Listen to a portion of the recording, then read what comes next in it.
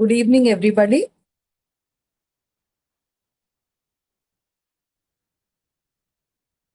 Good evening, one and all. Good evening.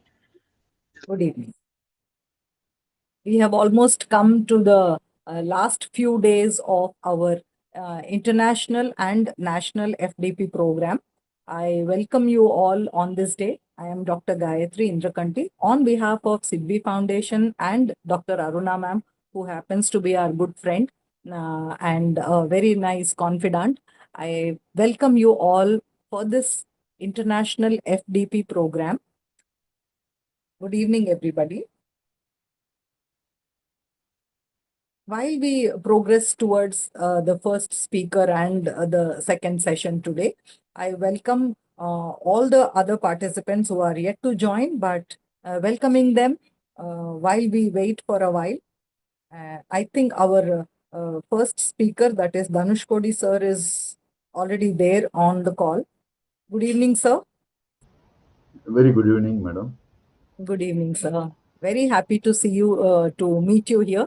I have already heard you and even virtually met you many a time because of Aruna ma'am and the other conferences that were held on the behalf of Sidvi Foundation.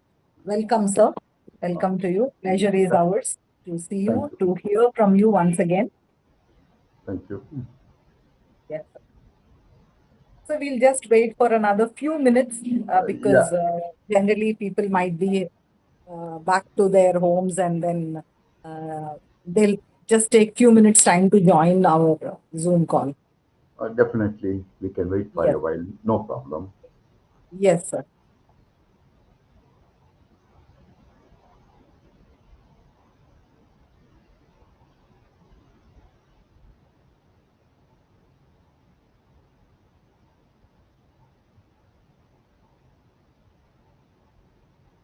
So all these, just wanted to tell you about the FDP that has happened all these days. We started it last week, Monday. We have started that on 13th, and it's going on in such a nice and smooth manner.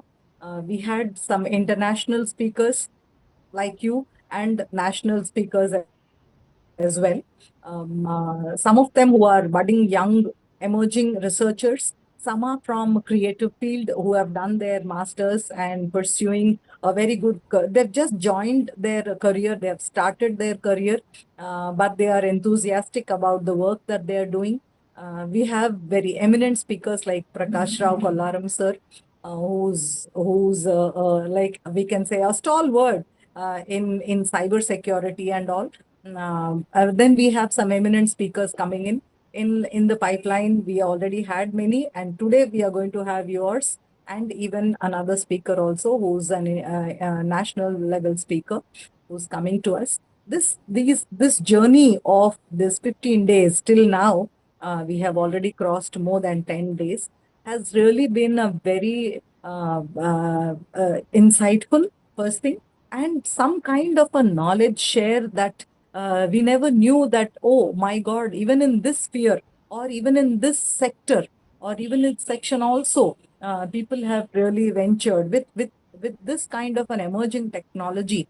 People have just ventured. Like, for example, I can say 2 days ago, we had a speaker who's a doctor. Even yesterday, we had a speaker who's a doctor. So, well, he's a pediatrician, and another doctor is a counselor as well. So they were speaking how this kind of digital approach or AI really helps them not only in their day-to-day activities in treating or counseling patients, but also in knowing what is happening around the world. So that was really a very insightful one, sir. I never knew that even knowing a patient and patient knowing about his problem before he could even meet the doctor. So they have Google doctors these days. So it was very nice. A wonderful session we had 2 days ago. We are looking forward to your insightful session today, along with another speaker, sir. This I just thought I shall just a little about what has happened till now, because very good that we are having Sidvi conduct such kind of nice programs. Every month we have one program or the other, and another one coming in the pipeline next month. That is for Environment Day, June 4th and 5th. We are having another award ceremony as well as a conference too, where we will see some more enthusiastic speakers upcoming, and we would love to hear from them too. This is something that I thought I should share a little bit what I know. Uh, uh, that's what I thought, sir. Yeah. Thank you for your patience hearing. Yeah. Thank you very much. Thank you very much. Actually, I know very well about Sidvi Foundation. I Yes, have sir. also, yeah, I have associated with Sidvi Foundation and partial part of the various organized activities previously. I think this is Yes, my fifth presentation under the City Foundation in different activities. For yes, example, yeah, previously you have organized a conference, international conference, award ceremony. Yes. Yeah. yes, sir. Mm. So always I am very happy to accept the invitation. Why? Because it's Yes, a good opportunity for me to share a new thoughts and new ideas in the field of education. For the just now you mentioned that many people are newly started their career in the educational sector, yeah, and also having some experienced people also there. So it's a platform to share our thoughts. Yeah. yes, it's really a very good platform that ma'am has created along Mhm. with this, and we know most important thing is we get to know we can share a lot of camaraderie, which really is required for us in this not only I should say competitive but a very collaborative work that is happening in and around us, all of us, state wise, national wise, and even international. So that day we had one speaker saying that he is very much enthusiastic in having a very collaborative research work. So it's very nice someone who is able to have a good rapport with that with such kind of an eminent speaker and have a collaborative research work which is in similar lines and goes in a in a very nice manner. Then obviously this is the best platform that we all can have. I can say that much, sir. Yeah, It's very nice. Yeah. yeah, definitely you are correct. Because the Yes. academic people, we can join together in such a platform. It is very useful for their career development in the form of publication and Yes. also the conference. Yeah, very good platform for the collaborative research work and academic work. Yeah, correct. True, sir. True.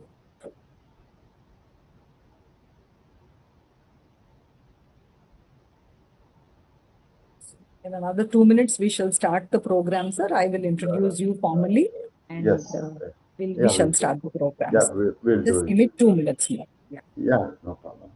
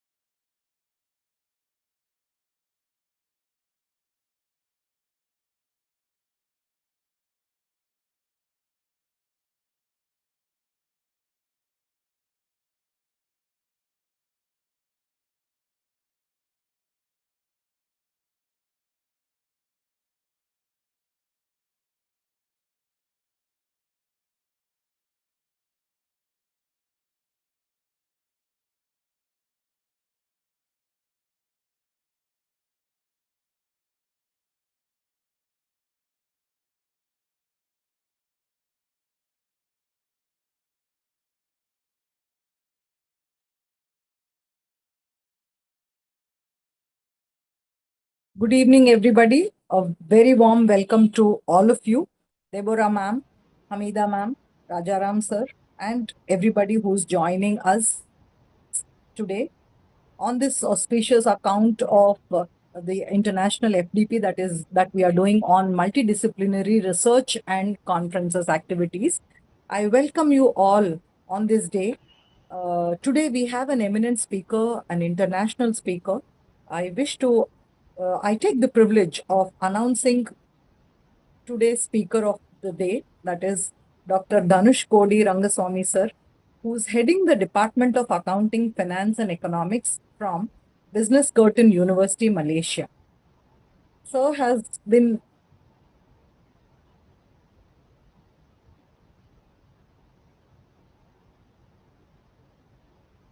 Sir is an eminent speaker in an academic and research professional associated with the Curtin University. He has contributed to academic activities in the field of accounting, finance, economics, and management studies. He has also participated as a resource person in international academic conferences and seminars. He has been guiding students and researchers in contemporary business and financial studies.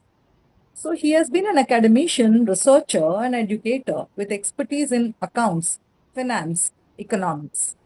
He's associated with Curtin University and is actively involved in higher education research and academic collaborations. He has delivered invited lectures and participated in international conferences focusing on business, finance, and digital transformation in educational management. So this is a wonderful topic that and so much so in sync with your caliber that we have today.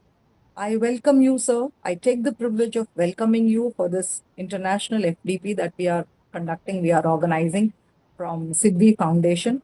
Over to you, sir. A kind of an insightful sharing that happens today. It will really boost our motivational levels. Not only that, it even boosts our morale, which is very much necessary in today's times where people are hung up with so many things, tied up with their personal as well as their professional emergencies. Not only that, a competitive edge that we get to see. So, in this kind of an era and a kind of friends and foes that we all are going together with, your knowledge sharing is very much going to boost our input that we give in our multidimensional manner, a multidisciplinary manner, and even in a multidimensional manner.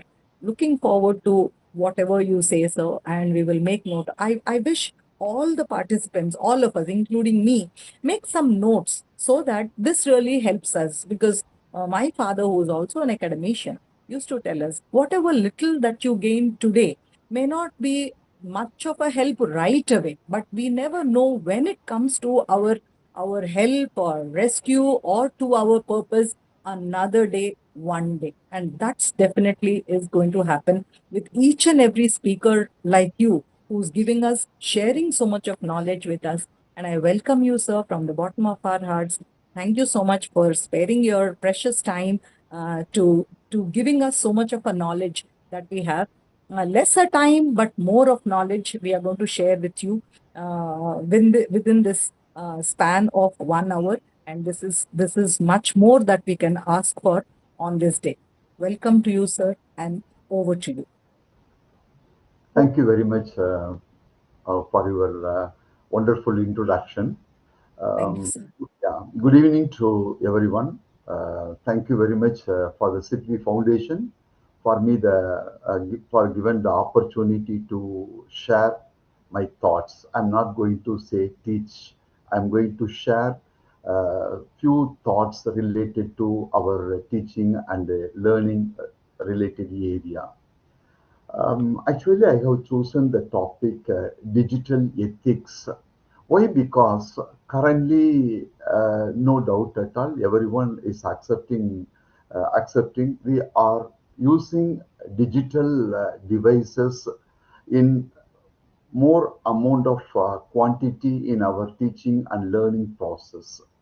So that's why we must know about the importance of the digital system or digital tools in our education. On the same time, we have to give a proper weightage and consideration on the digital ethical part.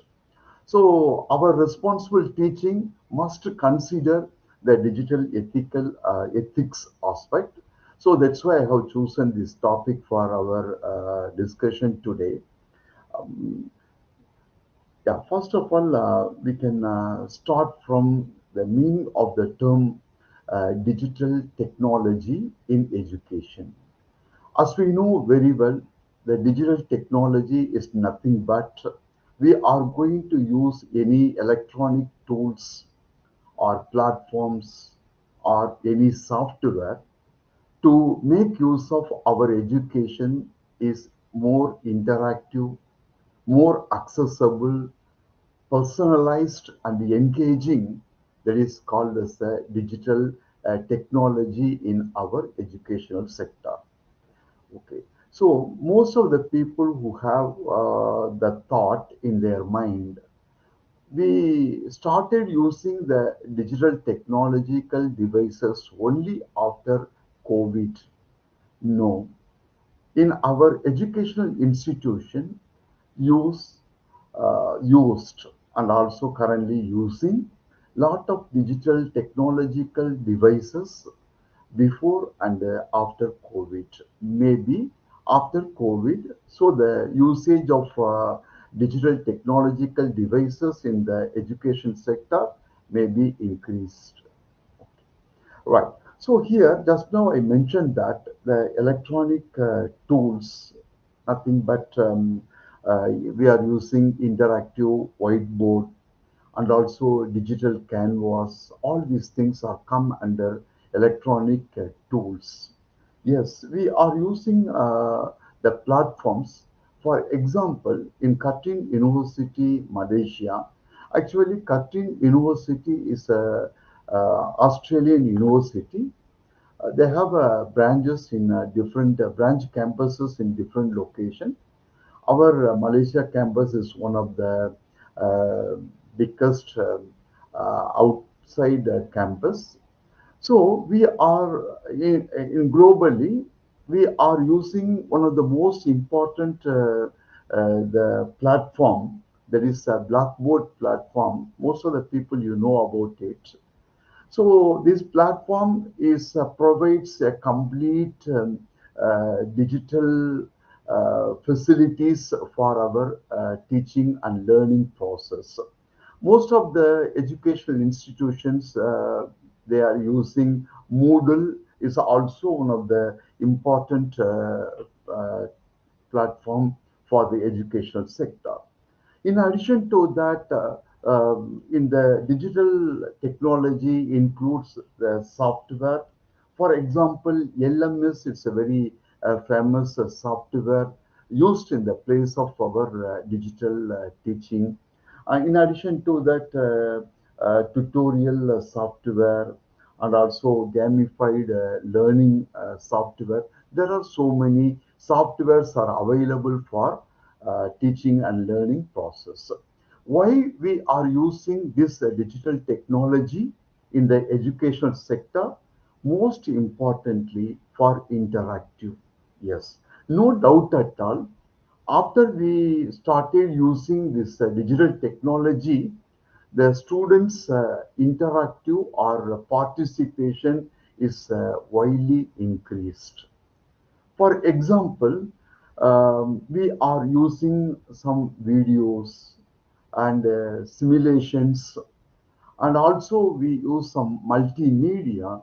All these things attracts the learners to involve into the learning process. And also another important aspect of the digital technology is accessible. Yes, no doubt it provides access to learning anytime, anywhere for everyone. This is one of the example. Currently, I am in Malaysia. You are in different locations, but we are connected through the digital technology. So therefore, Digital technology, no doubt at all, it is very important for the educational sector to connect the people anywhere, and also everyone can be connected into that educational sector. In addition to that, it's a personalized, yes, personalized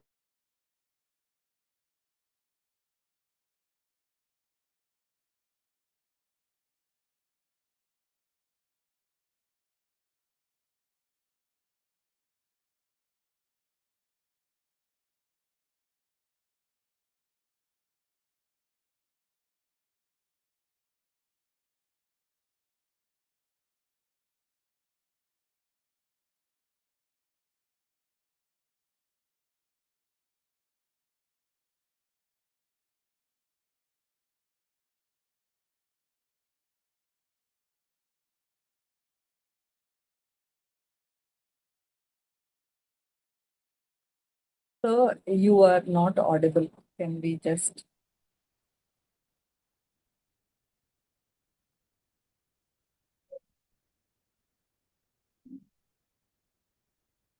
So, sir, we are unable to hear you. Can you please check once?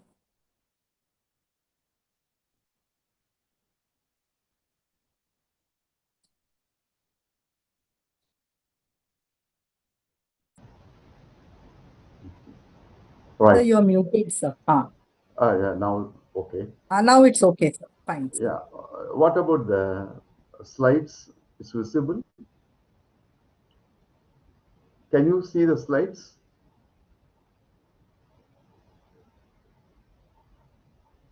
No, sir, we can't see your slides also.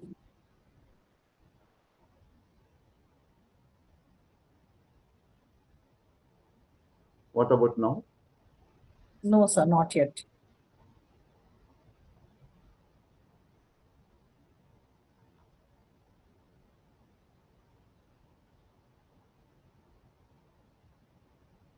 Previously, we were able to see, sir, but now, like when we both were talking, at that time you shared the screen and your first slide Yeah, was yeah. visible.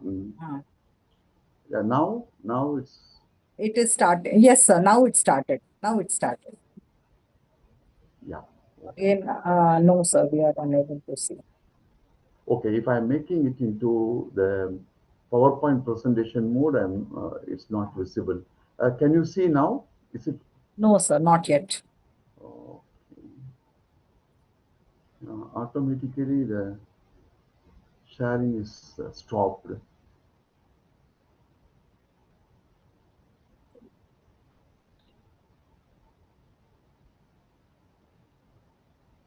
Is it okay now? Yes, sir. Now it's visible. Visible. Okay, so I can not make Maybe it into continue the, in this way. Yes, sir. yeah, okay, right, okay. So the same format I can make use of this one. Okay, so just Yes. now we discussed about the digital technology in the education sector. First of all, we focus on what is the meaning of digital technology.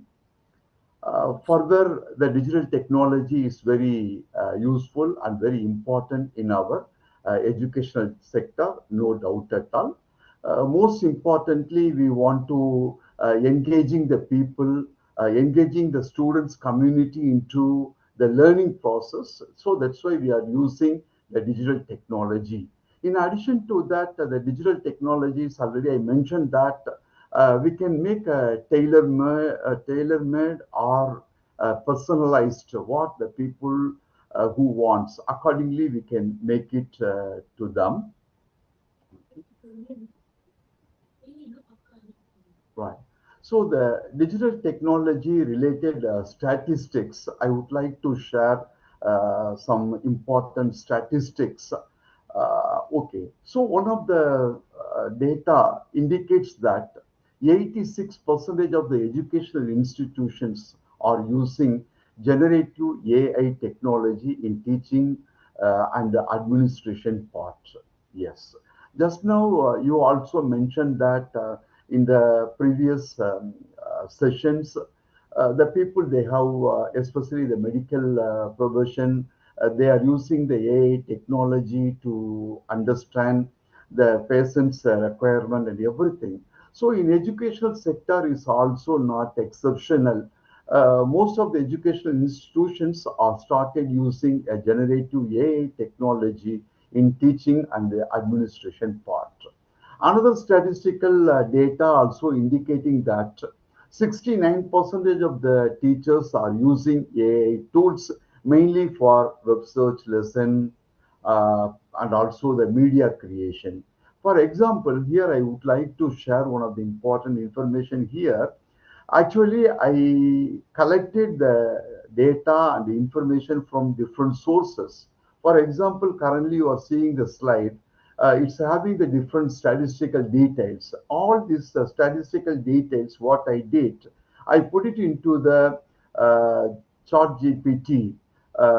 Then it make it into the form of this type of slide. So for no doubt at all, what we mentioned that 69% of the teachers are using AI tools for the preparation of their lesson preparation and also media creation. Yes, it is 100% true. And another statistical detail is also indicate that 41% of the teachers engage with the social media as a teaching tool.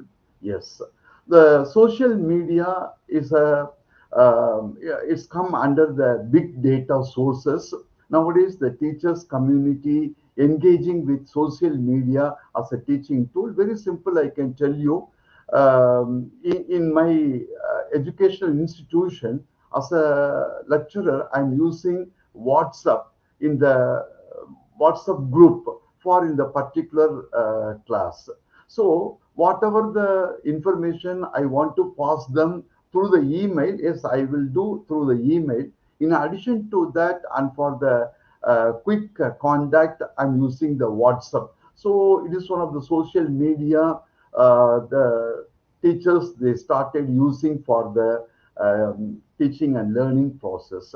Another statistical data it indicates that 80% of the students are using AI tools.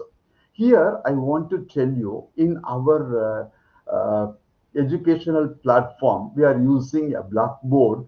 So, if any student who submit the assignment through Turnitin, automatically it's going to identify the plagiarism or similarity, as you know very well.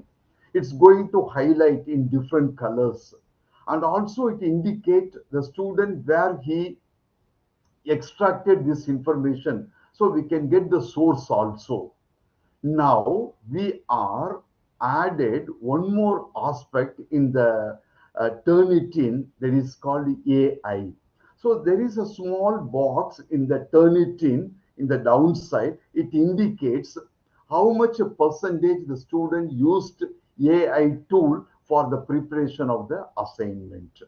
Officially speaking, we are not entertaining the student to use AI for the preparation of the assessment. On the same time, we are allowing the student to use AI for the learning process, but for not assessment process. So the statistics is very clearly stated that nearly 84% of the students are started using AI tool for the learning activities.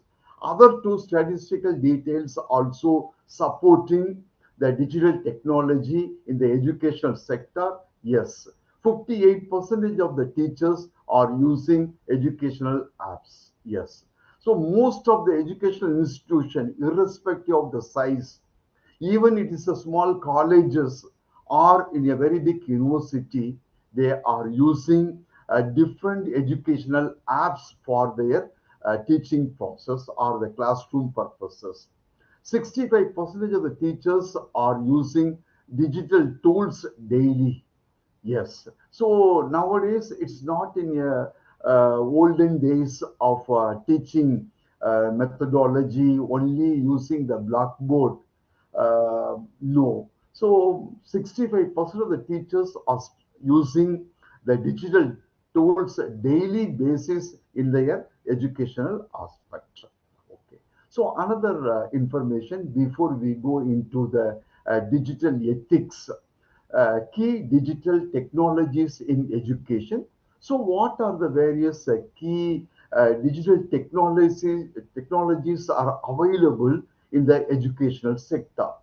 First of all, again, I would like to insist the empowering teaching, enhancing learning, yes, through digital, it is really amazing and also very useful. Right. So there are so many digital technologies are available. The first one, most of the people know about, that is called the learning management system. It is symbolically we can say LMS. It is nothing but it includes various platforms. For example, currently I'm talking with you using the platform, that is a Zoom platform. So, like Microsoft Team, Zoom meeting, and also Google Classroom, all these things are come under learning management system. It is one of the most important the digital technology in the education. Number two, massive open online courses. Yes, our central government is also offering various online courses for the teachers to upgrading their knowledge in different sector, offering a free educational courses from the top Indian institutions. It is also one of the key digital technology. Further, we can go for digital content, that is repositories. For example, the digital infrastructure for knowledge sharing. There are so many technologies. For example, National Digital Library. You can extract so many research articles. You can read online books. All those things are available over there. There is a National Digital Library in NDL. Most of the people know about it. And also, lot of vast resources are available. For example, if you want to see the digital technologies, you can extract so many PowerPoint presentation. A lot of research articles are available. It is also a digital sources. Interactive learning tools, yes. These tools are uh, motivating the learners to participate. For example, gamification model. So here the student who involve each and every step of the learning. So very simple, we can say we are using Kahoot and also quizzes and Blue Kit. So these are the various interactive learning tools. The students are participating continuously with our learning process. And also virtual labs is also one of the important digital technology in the educational sector. So this one is providing a remote access of science and the engineering labs. Yes, um, we know in the medical sector, the doctors are located in different region or different country, but the treatment has been given to the patients in one location. So how it's all happening in the medical sector, the same way it is also happening in the educational sector. We are using virtual labs. And also, especially for the higher educational sector, it's mostly very useful. For example, the statistical tools, the statistical lab. So anywhere you can stay anywhere, but you can use this statistical lab for your data analysis and also the interpretation and all other purposes. So from here, I mentioning that there are so many key digital technologies are available in the educational sector. Now we come to the main focus on digital ethics. Yes, the learners, the teacher as well as the student, both of them having a responsibility in usage of the digital devices in our learning and teaching and learning process. So, first of all, what do you mean by digital ethics in the sense of our educational point of view? Doing what's right and what's wrong. We are going to understand what is right, what is wrong in the digital world, that is called digital ethics. This is a very simple and a common understanding. Further, we can go for digital ethics. It's a moral principles for responsible technologies use in the place of education. Yes, it is a moral responsibility or moral principle of the people, those who are using the digital devices for our teaching and learning. Okay. In further, digital ethics, it's going to provide us a lot of guidelines.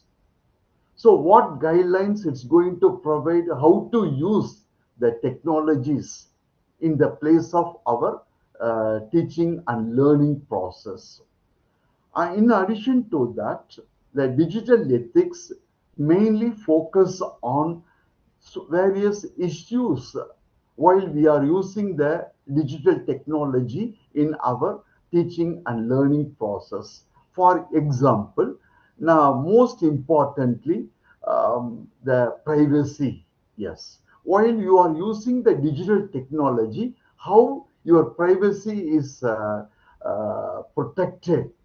So here, the protection of the personal information and respecting others' privacy is very important. For example, in the digital world, I'm sharing my uh, ideology or I'm sharing my PowerPoint presentation. So the users or the other people, how you are going to make use of these resources and properly you are going to give the recognition or appreciation to the source creator. That is very important. This is one of the most important issue in the digital usage. Okay, so the digital ethics is focused on this issue. Number two, the equity aspect. Okay, so while we are using the digital technologies, in such a case, you have to ensure fair and equal access to the technologies and opportunities for everyone. Yes. So while I'm using one technology in my teaching, I must ensure that technology is available for all students in my classroom. That is, I have to ensure the equality of the learners. It is also one of the challenge while you are using digital devices in your educational field. And also the intellectual property. Yes, just now I mentioned that we have to give a proper acknowledgement to the digital creator or the source creator. Most of the time what happen, many people, they are not provide a proper respect to the creators. So this is a creator's right, and giving a proper credit to them, it is very important. And digital citizenship, otherwise we can say it is called as cyber security. While we are using the technology, the most important point you have to consider, that is the safety responsibility, and respectfully you can in the digital world. Yes, respect and also responsibility are most important. So if you are violating the responsibility or you are giving a proper respect to others, then it is called as a cyber security. Okay, and also the transparency, it is also one of the important aspects of the digital part. Yes, So here, being open and honest in digital communication in and decision making. So while we are using the digital communication and decision making, it must be transparent, transparent. So there is no any hidden ideology behind while you are using the digital technological aspect. Very simple. What I want to say, digital ethics means be responsible, be respectable, and be ethical while you are using the technological resources in your educational sector. Okay. All right. So then we can see the digital ethics is nothing but the responsible behavior in use of technology. Yes, every person using the digital technology are responsible and must have a responsible behavior for using the technology. Now the question arises, who is responsible for using this uh, digital technology? Only the teacher or only the student? So I can say the two teachers and the students, both of them are responsible, both of them are need responsible behavior while using the digital technology. But our presentation is mainly concentrating on the teacher's responsibility on usage of digital technology in their learning and their teaching process. Okay. Now we can see the responsible use in classroom. No doubt, I always insist the lecturers are responsible. The lecturers has to show the responsible behavior while you are using digital technologies in your classroom. Okay, what type of responsibility you have? So here I can mobilize, I can comprise into seven most important responsibility of the lecturers or responsibility of the teachers while you are using the technologies in your classroom. So what are the aspects are important? So I can provide all this information in this slide. Okay, responsible use in classrooms, building ethical and safe digital citizens. Okay, number one, the digital citizenship. Yes, while you are using the digital technology, you always motivate the learner. The learner must be a digital citizen. What is a digital citizenship? That means the learner understanding on online rights and online responsibilities. So you are in online teaching, online learning. So as a teacher, you motivate the learner, you inform them, the students, you are in the digital platform, so you have a digital rights and also you have a digital responsibility. Whose job? This is the lecturer's job. So we must create the digital citizenship or digital citizens of the learners, and also we are going to promoting respectful communication. Yes. So as a um, teacher, I'm going to use the digital technology. I must follow the respectful communication in the digital platform. The same way, we have to advise to the student to act as a respectful communication in the learning process. And also, it is our responsibility to prevent online harassment. So whatever the confidentiality matter we want to provide in the technological usage in the teaching, we must be very careful. For example, in our university, we are not going to provide some identification of the students' details in the digital platform. We are not going to provide the email ID of the individual student while we are taking the example of any students in the uh, teaching process. So why? Because we want to keep avoid or preventing online harassment. So therefore, the teacher's responsibility to create a digital citizenship while we are using digital technology. Number two, critical thinking and misinformation. Okay. So while you are using the digital technology, you must evaluate the online sources critically, and also identifying fake news. Yes, it is you are the person in the classroom. You are using the digital technology for your teaching process. So it is your job. You can find out, or you have to make sure or ensure what news you are going to provide. Okay. And verifying information before sharing.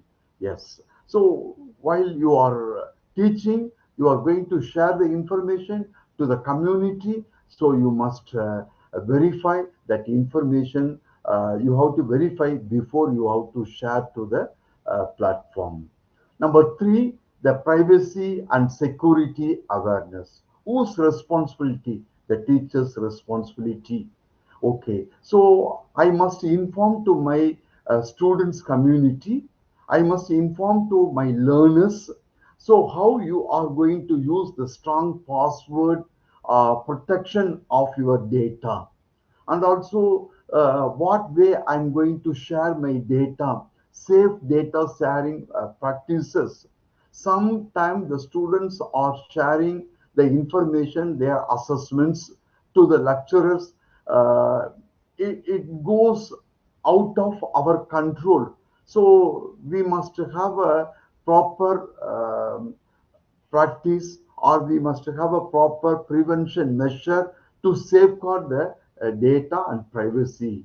And also we must understand the privacy risks also. So while we are using technology, there is a chances for the leakage of your information to the general public. So how you are going to protect, it is also our responsibility. The fourth aspect, cyberbullying prevention. So here, um, we have to recognize the harmful online behavior, and also we must promoting empathy in a digital space. So all these things we can prevent the cyber bullying of our data or our teaching material. Understanding the real world impact of the actions we have to share, and also ethical role modeling. Teachers must demonstrate the responsible digital behavior, setting a real life examples for the students. So this is one of the ethical requirement for the teachers. Digital competence and engagement. So here, enhancing technical and digital skills, encouraging a meaningful use of technology in teaching and learning process. So how we are going to engage the people? So already I mentioned that there are so many way we are going to engage the people. During the time of engaging the people, digital skills is required. That is also one of the ethical requirement for the teachers. Healthy school digital culture. Yes, who is going to create this environment, a digital culture in the school, or digital culture in the in the university? So it is a lecturer's responsibility creative, a positive online learning environment. So, what way we are going to provide the information to the students community, on the same time you have to Light canal wala. create a good environment to them. Yeah, turning digital challenges into learning.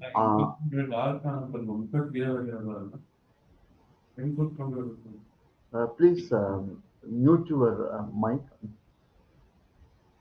Okay, so the turning digital challenges into learning opportunities. Yes, so we are going to make the digital challenges into the learning opportunity for the people. So, in addition to that, we are going to design for the PPT. There are some tips we have to provide. It is also the ethical responsibility of the lecturers. For example, we are make use of different colors, or we are making use of some icons. So all these things, while we are using the digital technology in the teaching platform, are responsible for the lecturers. Okay. Then, yeah, tips for teachers to empower learners. Okay. Ultimately, the teacher's responsibility to empower the learners. Simply, we are not going to share our ideas, simply not share our thoughts. On the same time, we are going to make the learners into empowered. So, how you are going to make the learners into the empowerment of the learners? Yes. So, you are going to see certain aspects. For example, transparent and open conversation. Yes. So the digital learners are native users of the technology. So therefore, we have to provide a transparent and also the open conversations, encourage them the self-reflection on digital habits, and also we can make some open-end questions while you are using the digital technologies, and also you promote their understanding, and also we are going to make them to a technological relationship. For example, now currently what I'm doing, this sharing thoughts, there is no any interaction. Actually, there are so many tools available to make them to interact the learners. That is very important. There is the open conversation and also the transparent. This is the important tips for the teachers to empower the learners. And also another aspect, communicate positively. Yes, while we are using the digital technologies in the learning process or in the teaching process, we have to communicate positively to the learners to involve into this process. For example, focus on empowerment, not restrictions. Okay, we should not restrict them to make use of the digital technologies. So you have to make them focus on their empowerment and highlight positive online experience. We have to provide a very good experience to them through the learning process, especially using using these technologies, and moved beyond less screen time messaging. Okay, so here less screen time. On the same time, we are going to provide them to work on the teaching material. So how we are going to provide the teaching materials using these technologies? On the same time, they are going to less screen time but more interactive, and also encourage creativity and the meaningful use of the technology. It is also another important tips for the empowerment of the learner. We are going to encourage their creativity. So we are encourage them, motivate them to use of these technologies. For example, in the references. So in the references, earlier we use Excel for referencing in our research article or in our PhD thesis or in our MPhil thesis. But nowadays we have a lot of technology. We have make the references in order. So therefore, we are going to encourage them to make use of the technologies for their learning process, and also teach netiquette means promote them respectful online communication. Yes, this is the online technology used platform. So it is another important tips we want to give them. So how you are going to behave during the time of the online communication. Okay, and also encourage them safe and responsible engagement during the time of learning process, and also allow them, we must provide them, there are some guidelines while they are using the digital participation. In addition to that, teach that the mistakes are learning opportunities. Okay, so anything happen over there, how it's going to help them for the learning opportunities, we are going to provide to them. It is also the most important aspect for empowering the learners. So here I sum up this slide information. So it is a ethics, or it is one of the responsibility of the teacher to empower the learners while using the technological devices. Okay. Then uh, the next slide. Okay. Risk of ignoring digital ethics. Suppose you are not consider the digital ethics, what happened? It's going to make a very big damage in our teaching and learning process. Therefore, as a lecturers or as a teacher, we must concentrate on the digital ethics.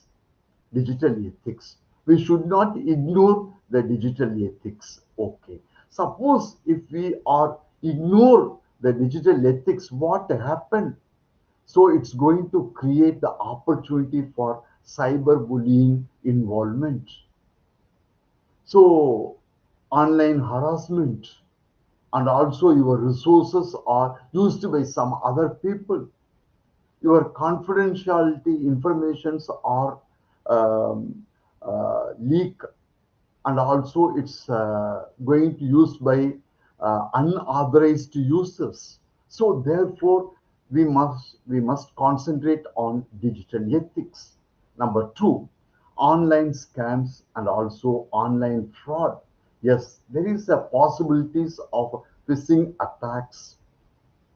We heard lot of online financial fraud and everything. Yes, you must be very careful on using the digital technologies, not only the financial matter, even in the teaching and learning process. So that's why we have to follow the digital ethics to avoid such a problems.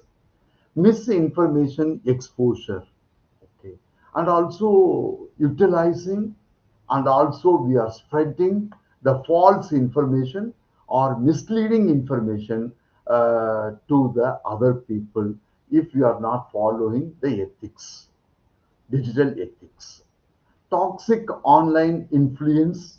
Yes, so what happened, some harmful, abusive, and the toxic digital behavior are going to happen in the case of business ethics are ignored. And another, and also the last point, misuse of technologies. Okay. Business ethics helping you, and also it providing a right path for you to how to use the technology in this teaching and learning process. If we are not following the ethics, what happened using the digital tools to harm others, or sometimes the digital tools affected by ourselves, or intentionally or unintentionally, it's going to affect, or it's going to make a harm to the other people or to by ourselves. So therefore, what I want to insist here, the most important point, so we have to uh, give proper weightage on digital ethics in our teaching process. So this is the information actually I thought I want to share with you all. So that's all from my side. In a concluding part, what I want to insist, every lecturer or every teachers having a responsibility must follow the digital ethics while you are using the digital technologies in your teaching process. If you ignore the digital ethics, it's going to make lot of harms, lot of issues in the teaching and learning process. No doubt at all. Nowadays, we are using lot of digital devices, digital tools, digital platform, digital software for our teaching purpose. So therefore, we must be very careful on using the digital technology. We must follow the digital ethics. So that's all from my side. So now you can ask any questions related to the digital ethics, or you can share your thoughts related to the digital ethics aspect. Thank you very much for Sidvi for the opportunity to share my thoughts here. Thank you so much, sir. Much needed information, an apt title and apt presentation that you have taken for not only for today's session, but even in today's times as well. Currently, we are in an era where AI and machine learning have taken over. Artificial intelligence, if I have to be more precise, has taken over the entire human species for a run, and we all are just after that. So, just today morning, I was asking someone for some PowerPoint presentation and some kind of a PPT, and that person was telling me, why do you want to worry so much and prepare a presentation for taking days or hours together in your time? Why don't you just ask Chat GPT and get whatever you want? I said, how can Chat GPT give me what I want to present? After Yes. all, it is my thoughts, it is my information I want to share with someone. Then the other person says, no, today's times everything is possible. You just ask, you just give a correct prompt, and it will give you. So as you rightly mentioned in the slides, who is responsible? Yeah, the responsibility lies in whose hands, whether it is in the teachers, or is it in the students, or is it in the society, or is it in family, is it in the community? This kind of a question, I think that self responsibility should come into picture. As you have rightly mentioned, sir, that how and where it should be taught and by whom. So, if that is the question we pose ourselves, then it is from all sides that we should be taught, not only at the college level or even at higher education level. From our culture, we learn a lot, and that learning comes from families. Slowly we get into the school or education system, where education provides the basics of our or ethical values and ethics, everything. In our school, we have this moral science as a subject, moral studies as a subject. That's how we learned what is that value system that we should follow. Not only our constitution gives us fundamental rights, but even talks about fundamental duties, which is very, very important. We generally do teach that in ethics classes, or even in media laws and ethics, such kind of subjects. We do have this. In school, we have it in our history or geography lectures. So, as a subject. But slowly, we tend to forget that, or we tend to give lesser importance to something that is very, very invaluable and very important. Good that you mentioned that responsibility part, a word which is very, very important. Nobody wants to take that kind of an onus. They want to shift that responsibility onto others, but it is more important in today's times that we should be self aware and even get to know what we should be knowing. Yes, sir. I really had a very good and something that is thought provoking, that who will take the responsibility and who has the responsibility. Very well mentioned by you, sir. Thank you so much for the lecture that you have given. I wish all our participants give some kind of an input that they have gathered from our today's speaker. Please.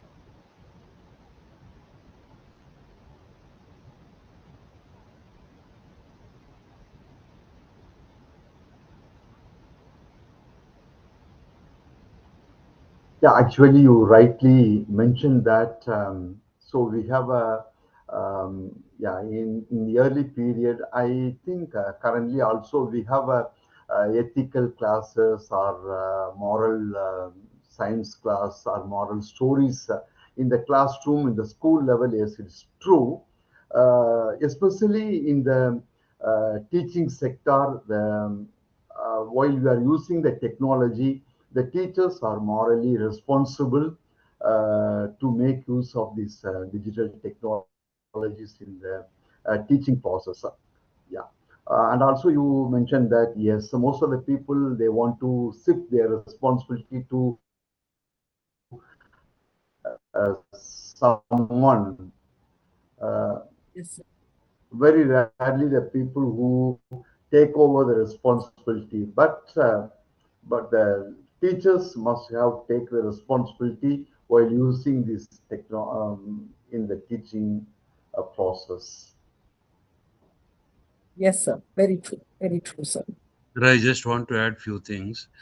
The technology has. I am Dr. Vamshidhar. I'm professor at Saptagiri Medical College. So my viewpoint here was the technology compared to previous time, now it is more advanced. And if we don't cope up with the present technology, use that one and use it in a meticulous and systematic manner, so that it will be we can make the technology as means we can keep it in our hand and we can use it how we want, rather than thinking that it will replace humans. Nothing like replacing humans or replacing AI, nothing of that sort. If we take old movies, they were using all they were not having any graphics or anything. Suddenly, that person was getting is disappearing. But now they are using AI technology there. But the camera person or whoever, they are present. They are using it, but they have gone for the next level, advanced level. Now also, I was seeing because we were doing PPT presentation for the means teaching the students and all. 10 years back, the teaching was different, wherein we had to put lot of effort to prepare on PPT. But now, as Madam told, Dr. Gayatri Madam, that preparing PPT has become very easy, wherein Chat GPT gives everything.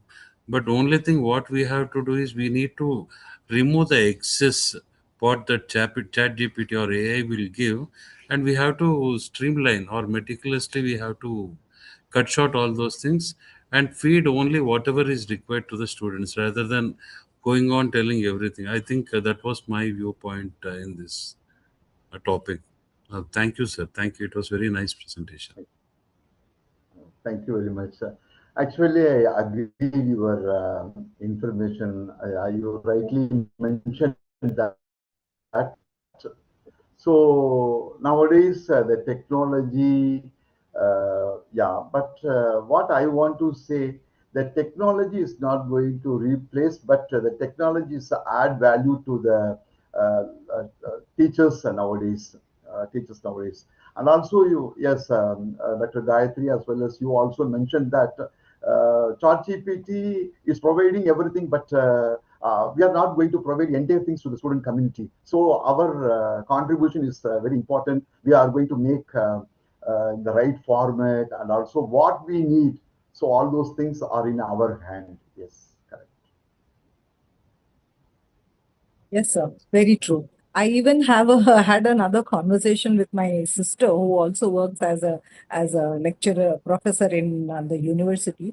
So she was telling me that if we in the question paper in the examination during the examination time, if I give questions from asking Chat GPT, then the answers are also coming from Chat GPT only. So students are already aware what kind of questions Chat GPT can give, and such kind of answers they are also getting. And if I pose a Chat GPT question, then I'm getting a Chat GPT answer. So this is something that what we give is what we get back. And I feel what Vamsidhar sir said, and you also reiterated the fact that it should only add value, or it should be more like a complementary, something that can give us little more finesse, but not as a replacement. Never anything can be a replacement that is created by the Almighty.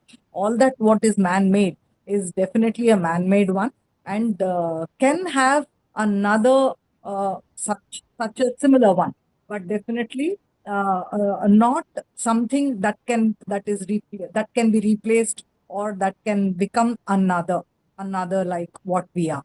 So this is something very true to our nature. In that way, our constitution or even the legal system has been very sound when it comes to taking the cyber into account, the security factor into account, or even the kind of ethical concepts that are firmly laid in our constitution. If somebody tries to tamper that, or if someone tries to get into the illegal, or maybe some kind of a fraud, then definitely one has a proper eye on it, and the system will definitely save us. The system comes to our rescue, and we always have the protection coming as a very good umbrella, a major umbrella that the constitution provides, and even the legality system, the legal system also provides us. We have that. So the fear of getting into the illegal mode is equally there, while we try to use it in the proper way. So it's like ethical hacking or unethical hacking. So we all know, if hackers are there, if they are used by the system in an ethical manner, how nice it is. How what a good or a great access it can provide to the consumer. And but if it gets into it's misused, like how you gave in your one of your slides, misinformation, or mis Hmm. in wrongly used. Yeah, if it is misused, then what will happen? Then definitely the claws of the legal system are huge and very tight. So one will be caught, and definitely it becomes a crime and all. Very well said, sir. I think definitely, I'm sure all of us have gathered enough insight into the cyber system, as well as the digital security that we all are into, and the ethical part of it. The cultural concepts are also well dealt by you, sir.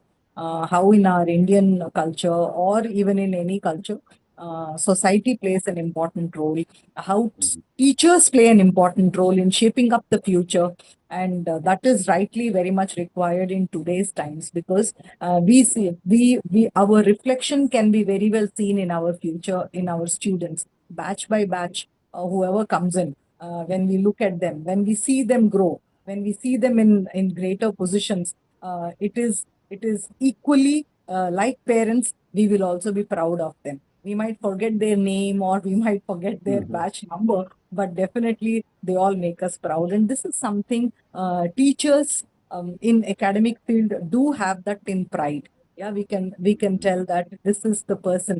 Like I can share one example. One of my students, very old student of mine, has now become the CEO of Ogilvy Matter after Piyush Pandey sir.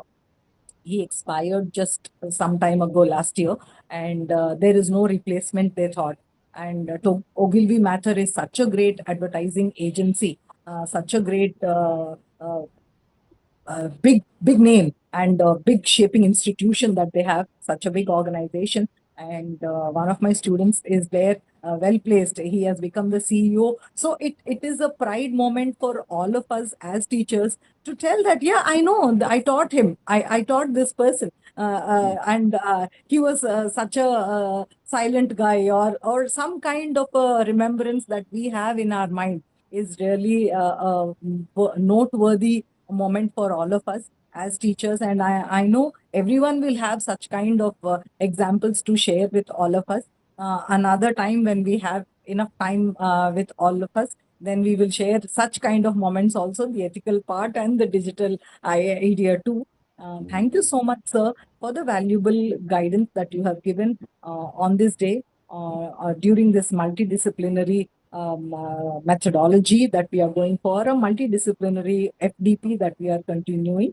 I think sir is ready with our, if I'm okay with asking our participants, other participants to come up and share a word with sir, then we can move to the second session.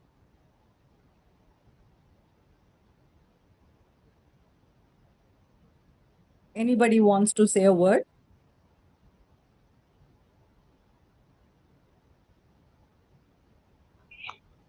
Good evening, sir. Hello. Good evening, Yes. sir. Yeah, good evening. Good. I am Dr. Hamida Khatun, sir, Uh-huh. Assistant Professor, Department of Mathematics, South Shalmara College from Mhm. Assam. Okay. Sir, you have presented, you have explained everything very nicely. We Thank have you. benefited a lot from your class, your session. Thank Sir, I have a simple question, sir. you. Do Mhm. the digital tools and platforms we use, is it possible to accommodate students with varying physical or learning abilities, sir? Sorry, I missed in somewhere. Can you repeat the question, please? Sorry. What, sir? Ma'am, can you please repeat the question? Yes, sir. Yes, ma'am. My question is, do the digital tools and platforms we use, is it possible to accommodate students with varying physical or learning abilities? Okay, so the digital platforms accommodate the students into the physical way you are asking about it. I'm, yeah, a little bit confused about this question. Um, can you provide further details on that? What, sir? Can you provide further details on your expand your question? Sir, I am asking you that, sir, is it possible to accommodate students with varying learning abilities? If that learning abilities are different, then is it possible to accommodate those students in case of digital tools and platforms? Yeah, definitely. We are accommodating the students into the digital platforms. Yes, every institution we have our own digital platforms. For example, in our Curtin University, we are using Blackboard. This is one of the digital platform. So the learners are accommodating into that. Yes, definitely, the learners are accommodated into these digital technologies learning process. Thank you, So sir. Thank you, actually, sir. Thank you. each student will be having their own thought process, their own pace of learning. Some are fast learners, some are advanced learners, some are slow learners. So all these people, a single digital platform, can it accommodate all of them put together? I think that was her question. I think, Okay, Dr. Yes, yeah, Rajat. yes, yeah, yes. okay, yeah, I understand. Now it's very, yeah, I understand. Okay, yeah, actually, the different in the physical class also the same thing is happening. Different capacity students are involving. The digital also the same way, but you are going to teach the topic by topic or so that's why we can accommodate. For example, very simple example I can tell you. Recently, we have organized a Power BI Tableau session. So see this Power BI Tableau session. Different group of people or different capacity level of people are involving. So we can accommodate them. We can accommodate them. We can manage them. Yeah, we can lead Yes, them in different capacity yes, people. yes. Yes, yeah, Yes. can. Thank you, sir. Thank you. You are Thank you welcome. so much, sir. You are welcome. Thank you. Thank you, sir. Thank you, ma'am, for that question that is very relevant in today's day because, as we all know, a student capacity varies from student to student, whether it is their IQ levels or even their EQ levels. So everyone comes with a different background. So your question is very valid for today's times as well. Thank you so much, sir, for Thank this wonderful Thank you. session that Thank we you. had Thank you. today.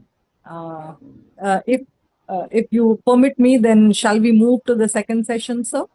Yeah, okay. Thank you very much. Once again, thank you very much to everyone for the Thank participation. Thank you. Thank you. Yes.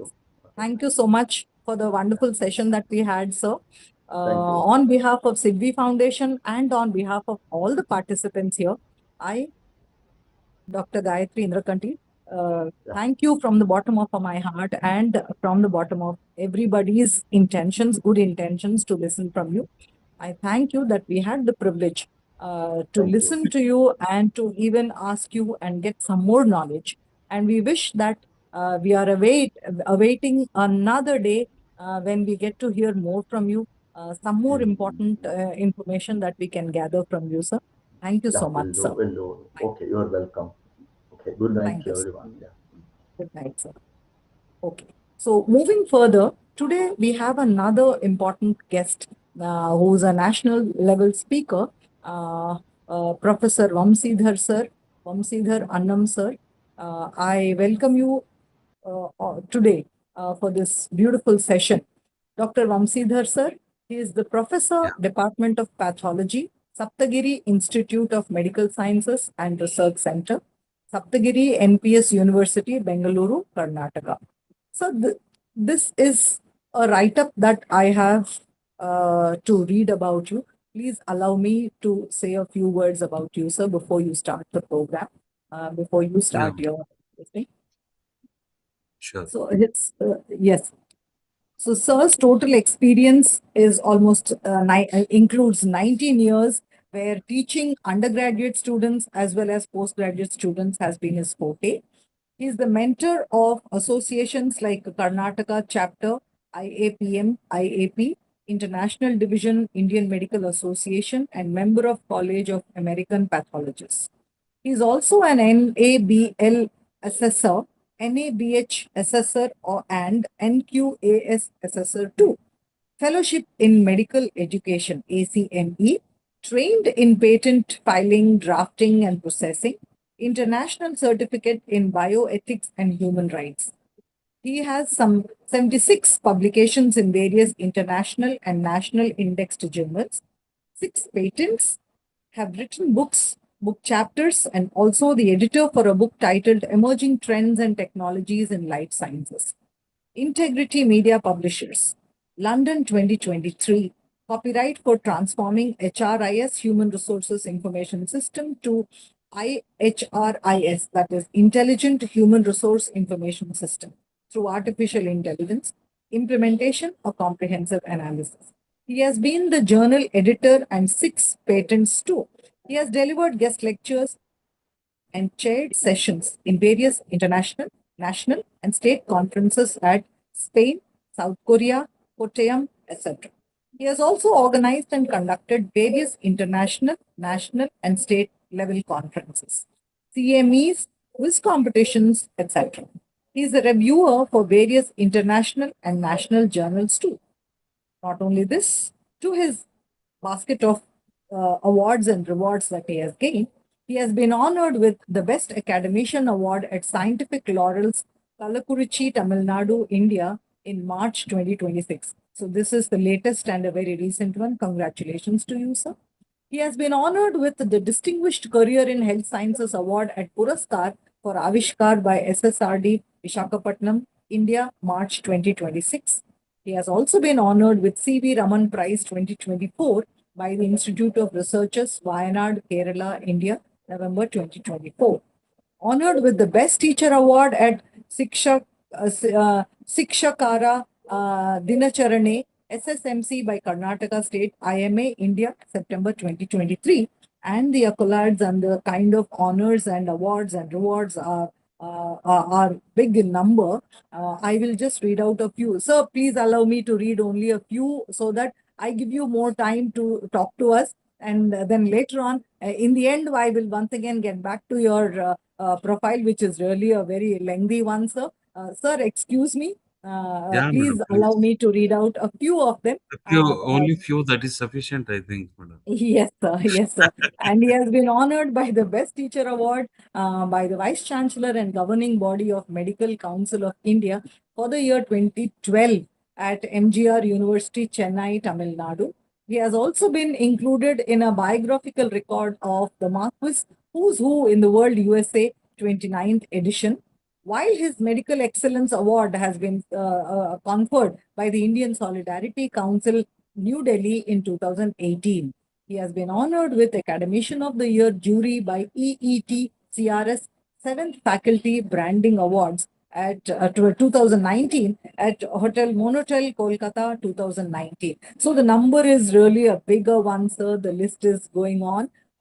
Over to you while I get back to listening from you first and then talking about you later on, sir. Sir, Yeah, yeah. a hearty welcome to you, Vamsidhar, sir. Over to you, Thank sir. you. Thank you very much. I need to share my PPT, no? Yes, sir. Yes, sir. Sure.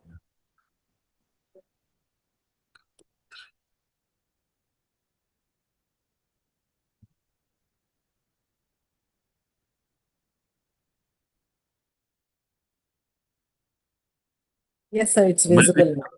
visible. Okay. Yes. So actually, my the topic is interpersonal relationship, communication skill, and teamwork.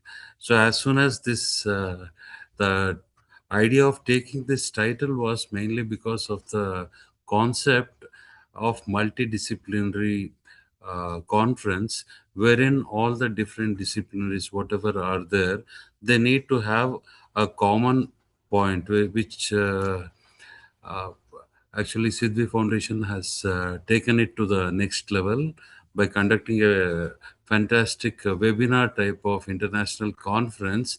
I really am confused whether it is a webinar or whether it's an international conference, because it's almost going in a very beautiful manner.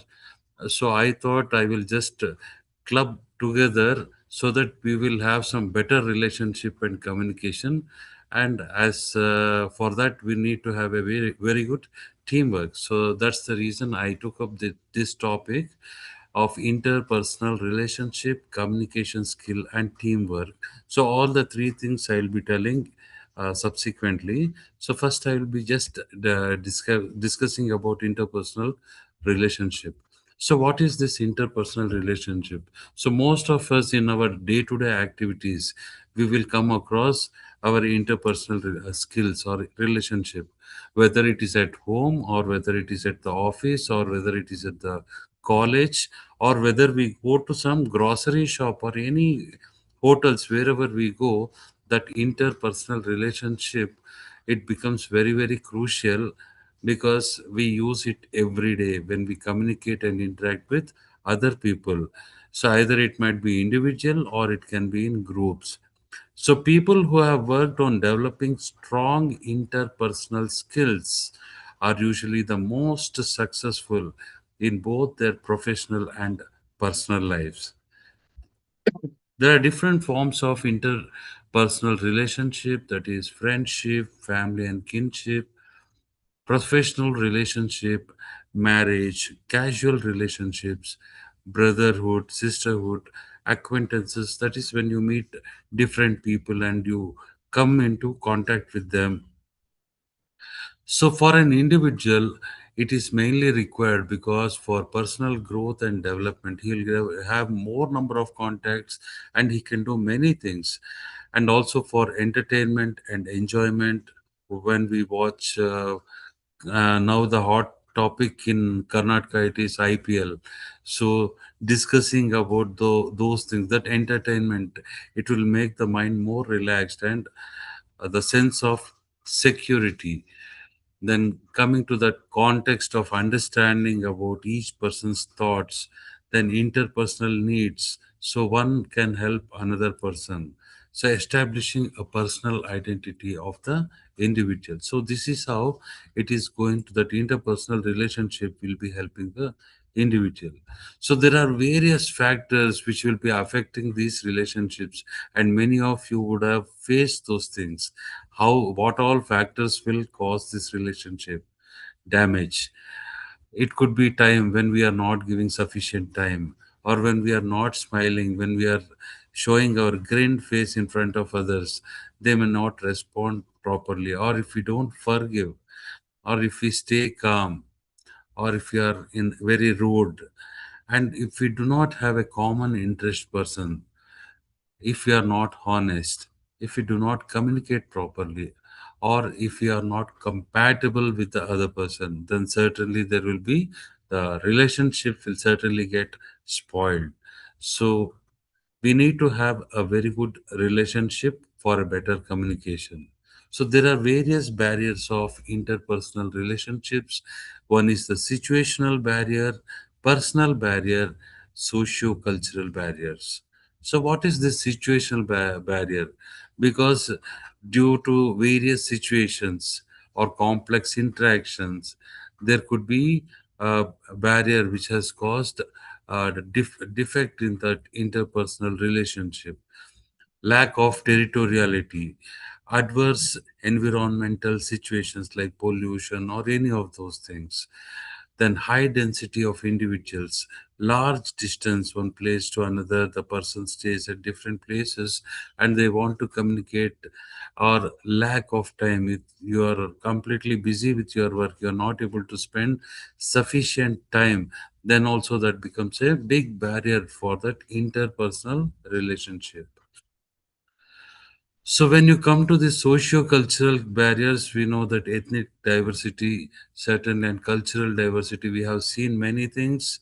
Uh, Social diversity, language diversity, uh, language, because I don't want to mention about certain things.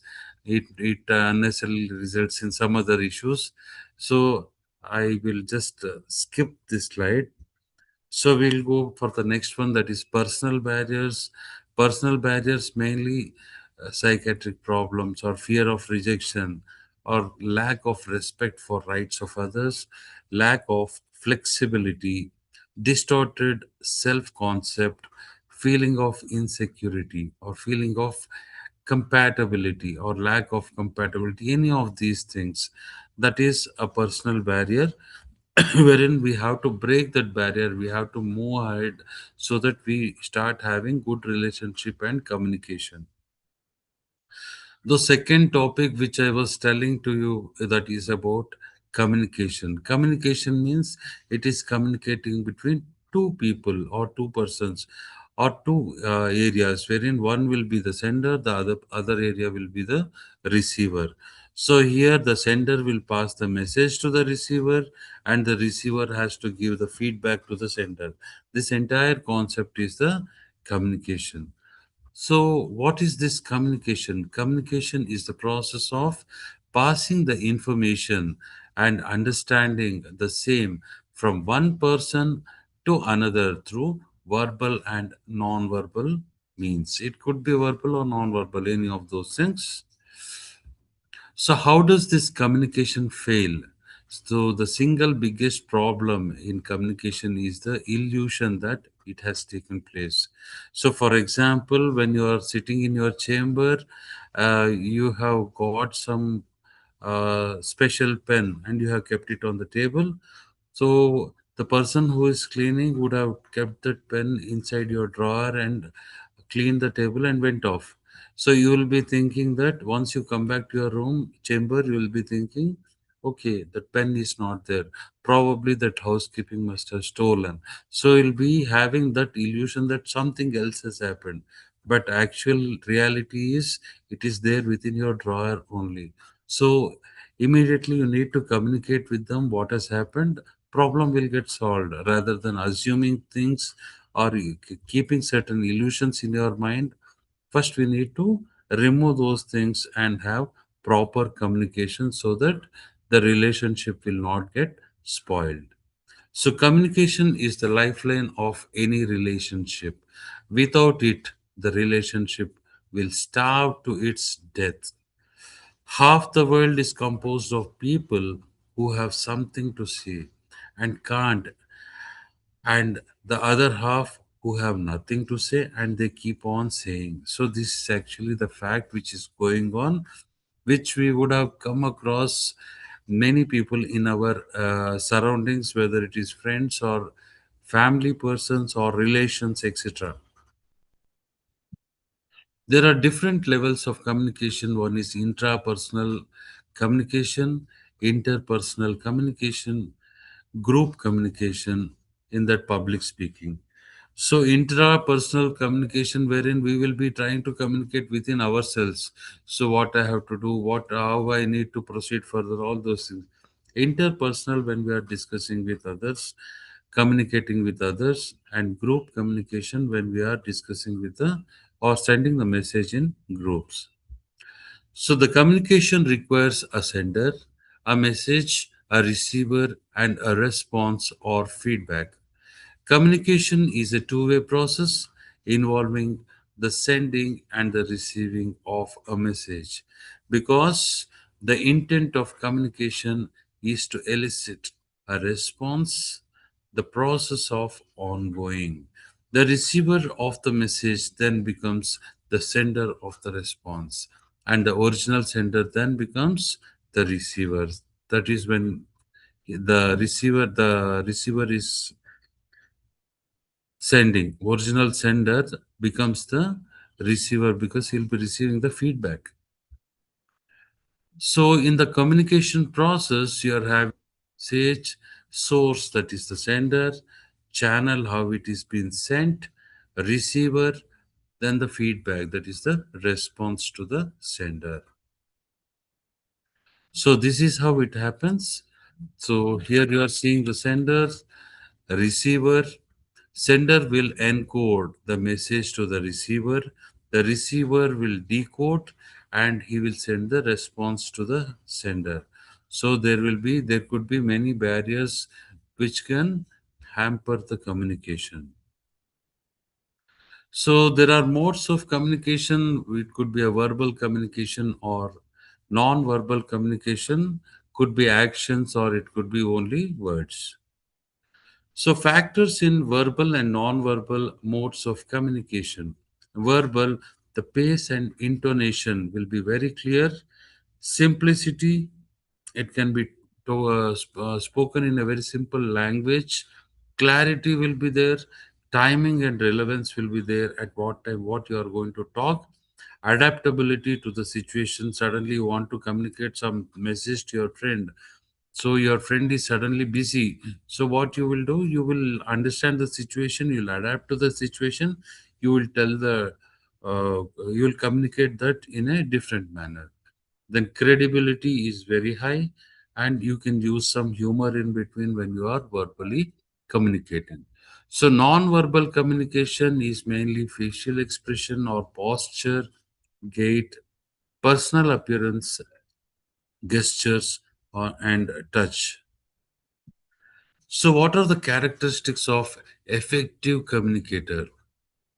An effective verbal communicator, he will clarify things, listens, encourages empathically, acknowledges, and repeats if the person has not understood. An effective non-verbal communicator, his characteristic is he relaxes, opens up, leans towards the other person, establishes eye contact, and he will show appropriate expressions so that the receiver will understand correctly. So, the most common ways we communicate are spoken words, written words, visual images, and body language. So there is something called therapeutic communication. It is mainly between the nursing or doctor with the patient. It impels a feeling of comfort in the face of the patient to increase self-worth or decrease psychological distress, because the patient will always be in very lot of distress, pain. So you have to reduce that one. For that, the nursing staff will start talking with the patient. He will be talking in a very polite manner, and he will be providing more health information. He'll be telling whatever acceptability mode the patient is having, and slowly will convince the patient. So the barriers of communication, what are all there? Stereotyping means already you have got your fixed thought. I have to communicate like this only. So whatever might be the situation, you will be doing the same stereotype. So which might be agreeing and disagreeing. So you have to agree to disagree. Then being defensive. So if you are more on the defensive mode, then also it becomes the barrier to communication. Then challenging, when you are using challenging words, when you are probing things, or when you are trying to test certain things, or rejecting. So all these things are barriers to communication. And when you are talking a topic, you have not yet completed the topic. Suddenly you are changing the topic or subject. Then you are giving unwanted reassurance. Hey, you don't worry. Tomorrow morning I will come. I will come and I will drop you there, or I will take you there, which is not possible because next you are already committed for your other works. Then passing judgment or giving common advice, what others will give. So all these are barriers to communication. The third topic, which I am telling to you, is about teamwork. So what is this teamwork? So teamwork means first there should be a team that should start working in a proper systematic manner. So now I have just discussed with you about the interpersonal relationship, then how communication should be there, finally how the teamwork should start happening. So teamwork means it is the process of diverse group of individuals pooling their resource and skills to work together and achieve a common goal. So, what is a team? A team is a small number of people with complementary skills who are committed to a common purpose, performance goals, and approach for which they hold themselves mutually accountable. So, usually they are small number, and complementary skills should be there. You have to complement each other, and the purpose should be common purpose. And finally, you have to achieve the goal, and approach also you have to approach in the same manner. Mutual accountability, if one person has done the mistake, the other person has to be accountable. So it should not be like only this person has done, it should be a team. So why you are using these teams? Most of today's business assignments are addressed by multidisciplinary teams. So team building is an important part of modern workforce.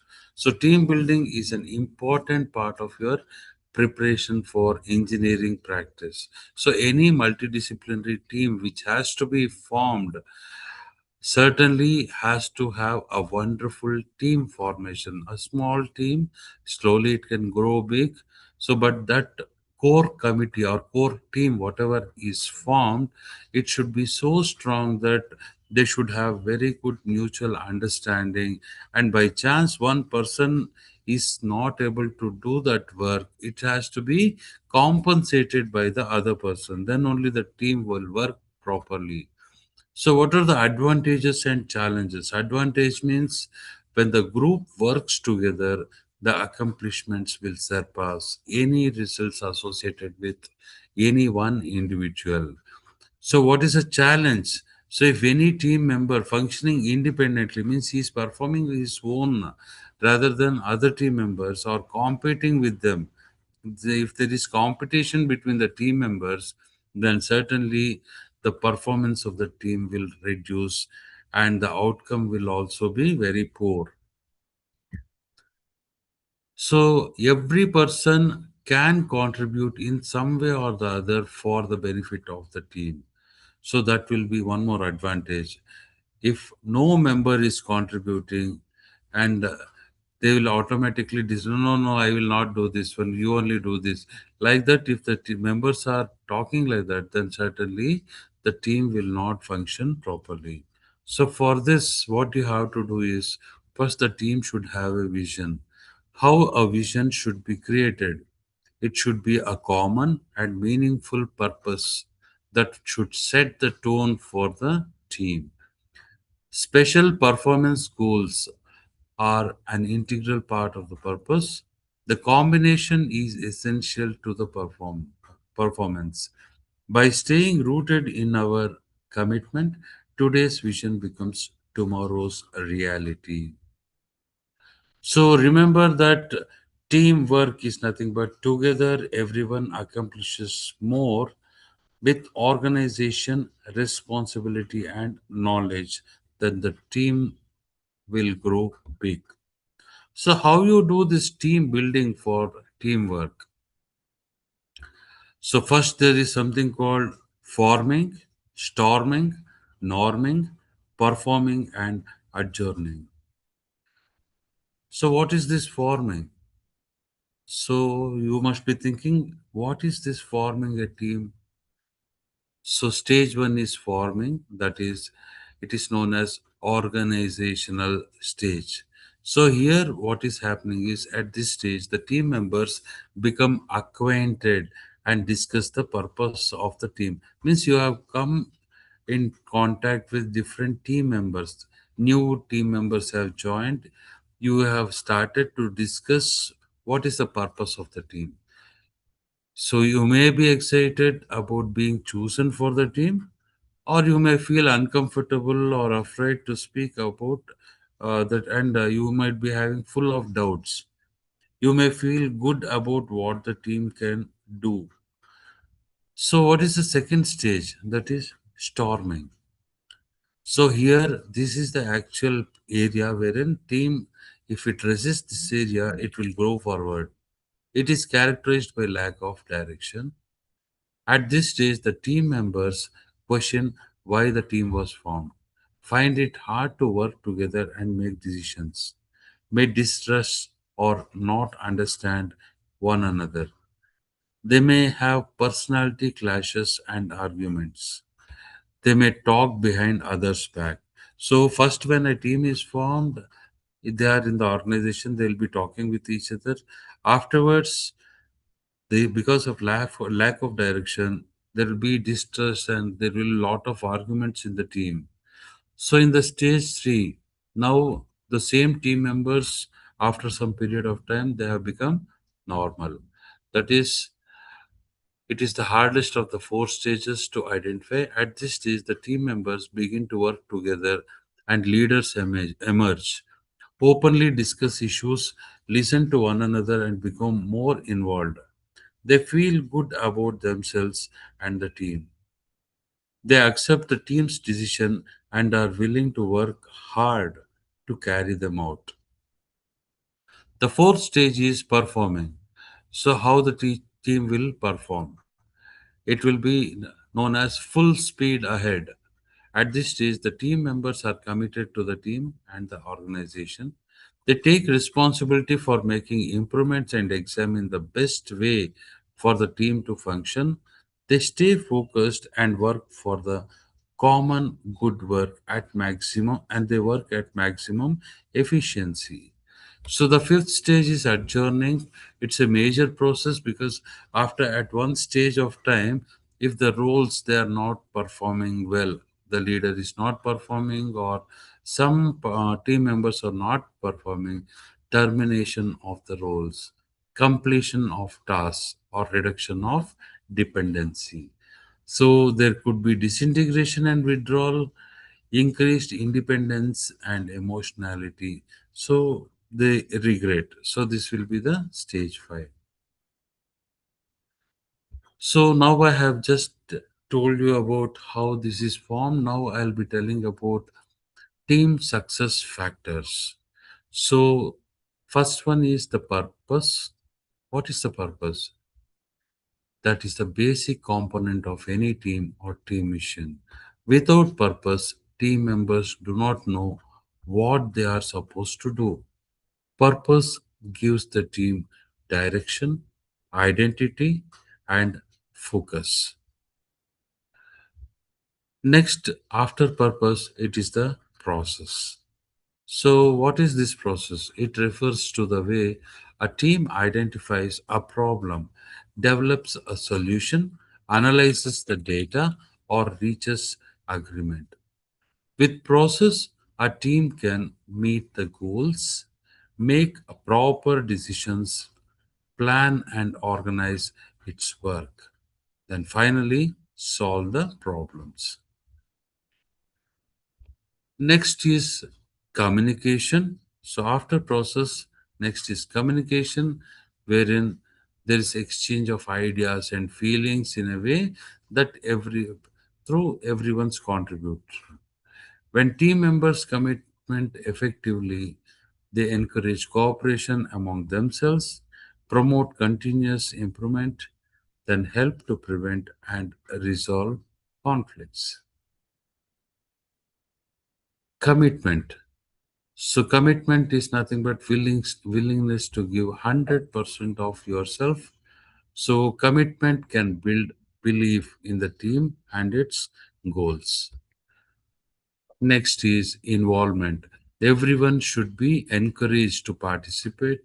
Ensuring involvement means the team benefits from the skills and talents of all members, values individual differences, encourages input that may help it meet the goals and solve the problems. Trust. So team members have exceptions and assumptions of each other. It is your belief that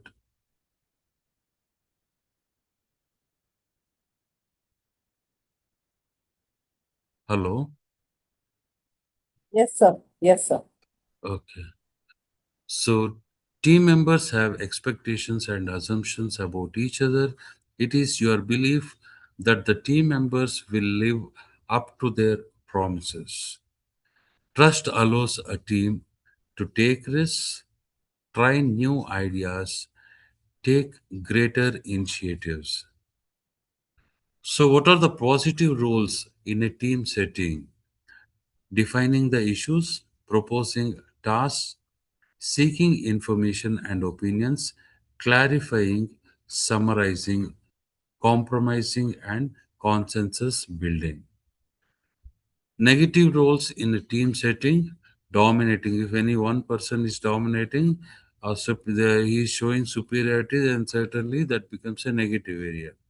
Withdrawing, not talking, or sulking, avoiding or skipping the meetings, that again becomes a negative role. Degrading others or putting down others when they give ideas, it might be good, but because they might get importance, they will start degrading them.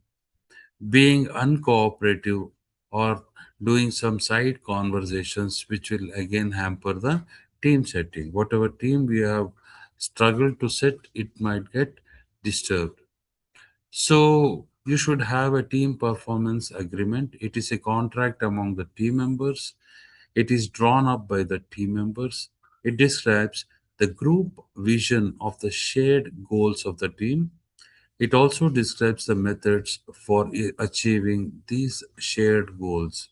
It is dynamic. So, what are the do's and don'ts of a teamwork?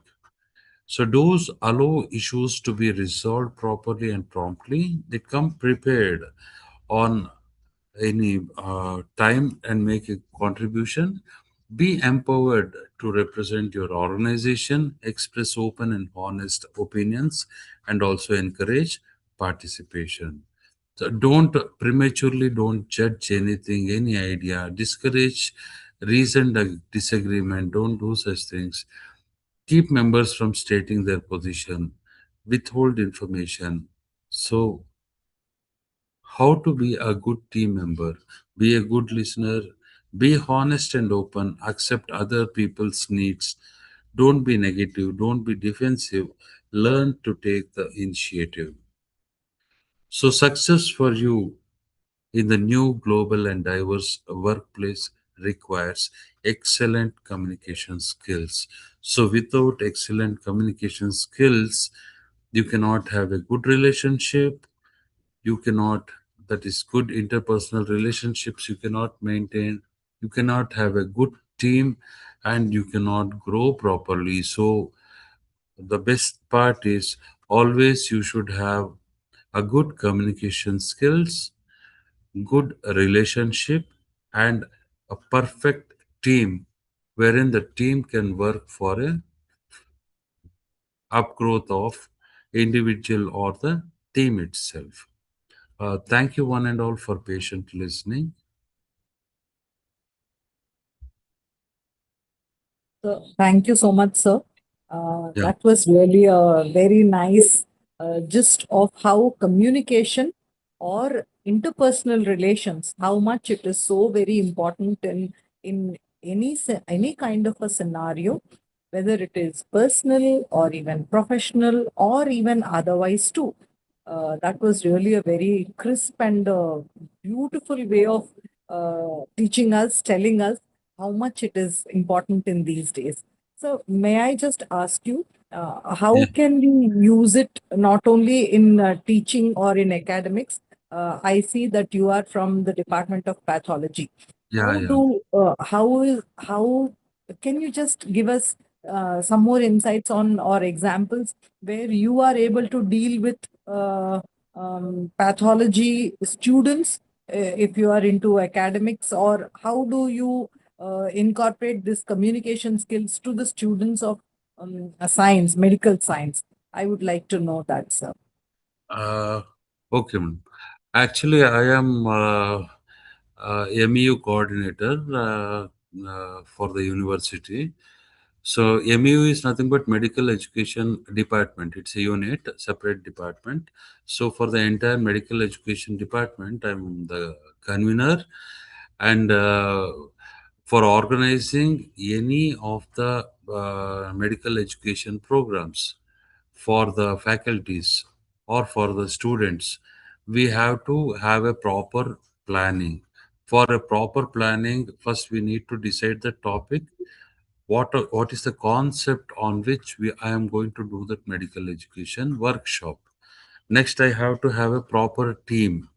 Next, I have to have how I can maintain that, what I told, communication. For a good communication, if I take two or three persons who don't like each other, again that becomes a chaos, and it will be very difficult for me to maintain the means conduct it very smoothly workshop. So in the process, what we usually do is we will uh, take persons, some 10 persons I want, 10 persons will be there, volunteers will be there, and for each senior person, some assistants will be given. So that is how you are going to organize the things first. Once you have organized, you have to form a team of your own, but the other people will not be having idea. So I am just this person has called, I have come here, that's all they will be knowing. So we'll create means we'll call them for a meeting, wherein in that meeting we are going to tell that this is the team for this workshop which is being held on so and so day. These 3 days you are the team, and this team I have divided the work like this. You people have to do the work accordingly, and for each one we would have given two or three persons for one task. For example, transportation, food arrangement, one person we will give. For arranging for the speakers, whatever requirement, IT support, everything, we'll arrange some 3 or 4 members. So those 3 4 members have to coordinate very well, so that the speaker will give lecture very smoothly, and there will not be any disturbance in between.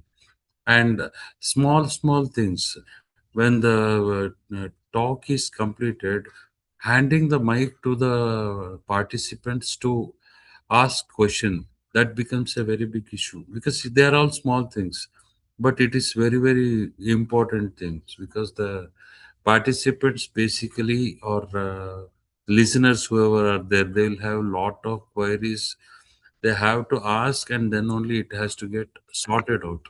So when doing all these things, we need to have a very good team. So framing the team will be only for that workshop. That's all. Once that workshop is over, then it is something like adjourning phase, wherein everything will get dismantled. So this is for conducting any conference, workshop, or seminars, any of these things.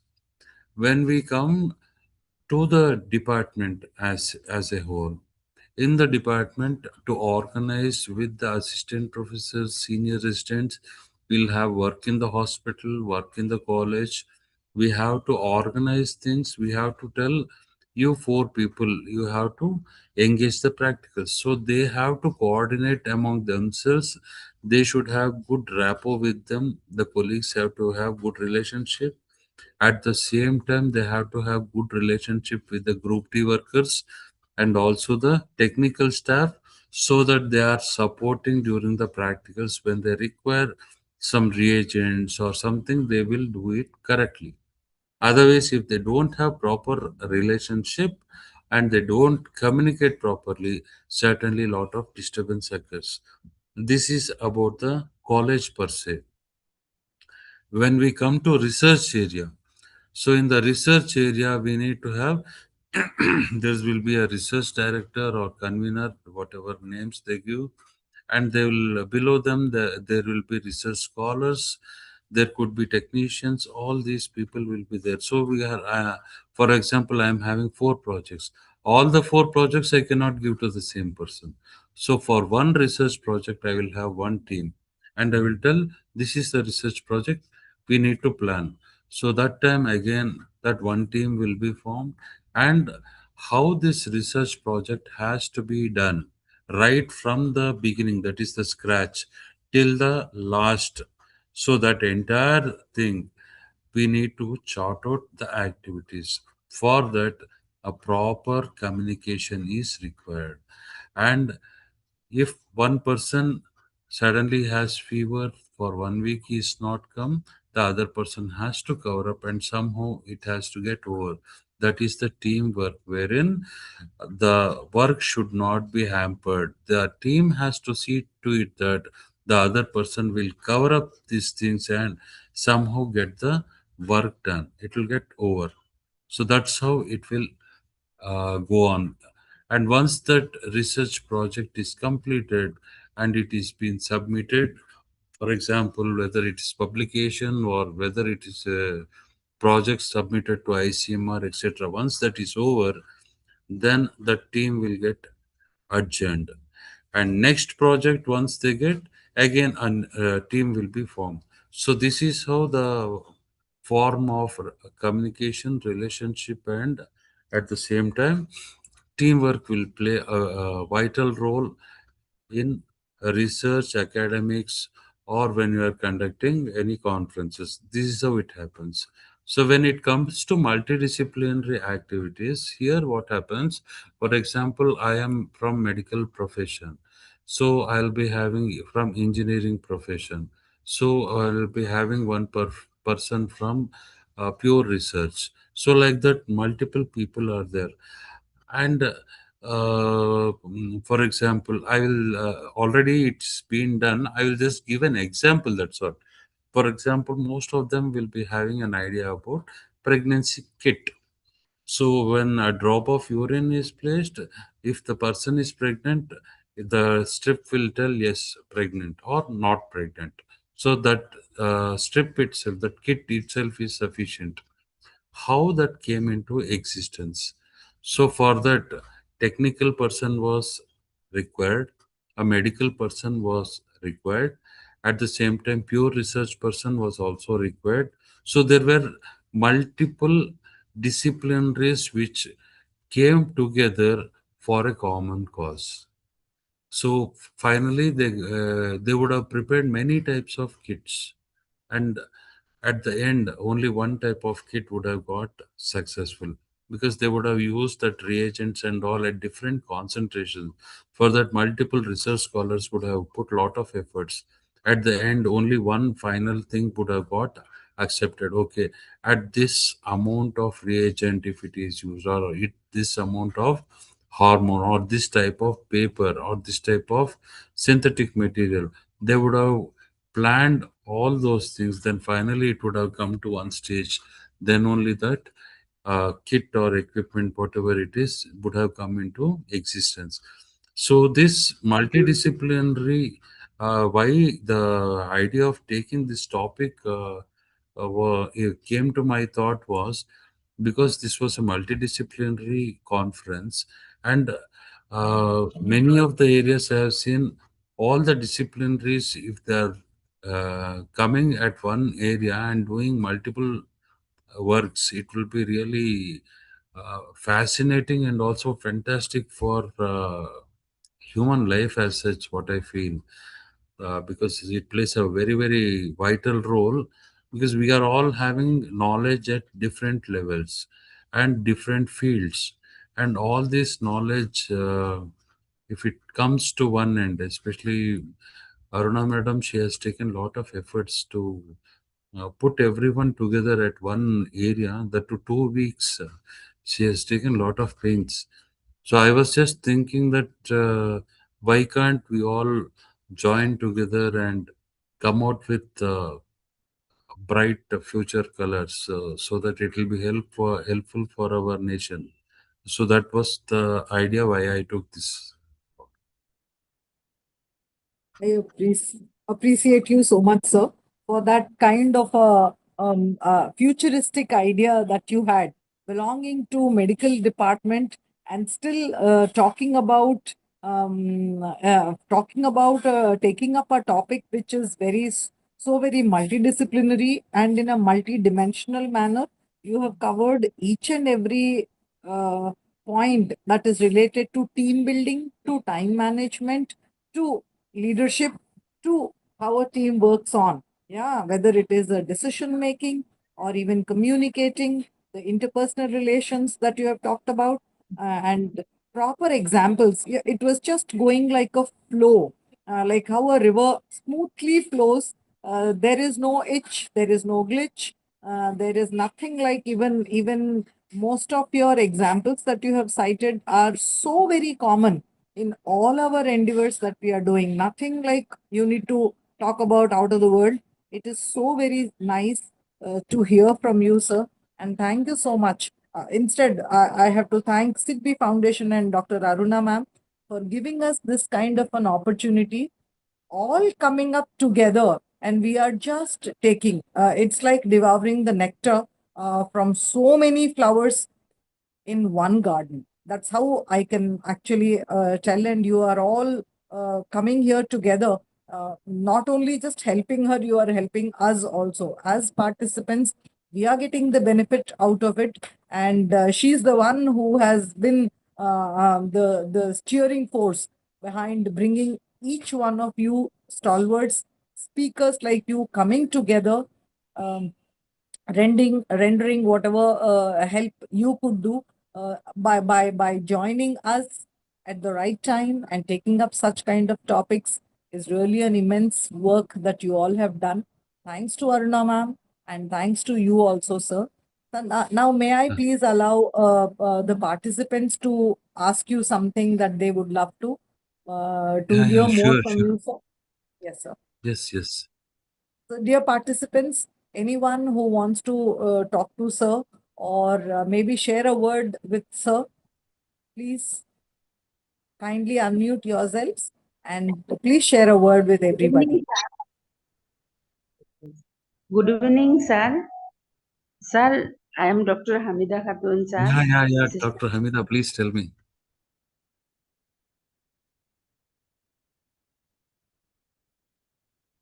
I could not hear you. Yes, ma'am. Please say something. Please unmute yourself.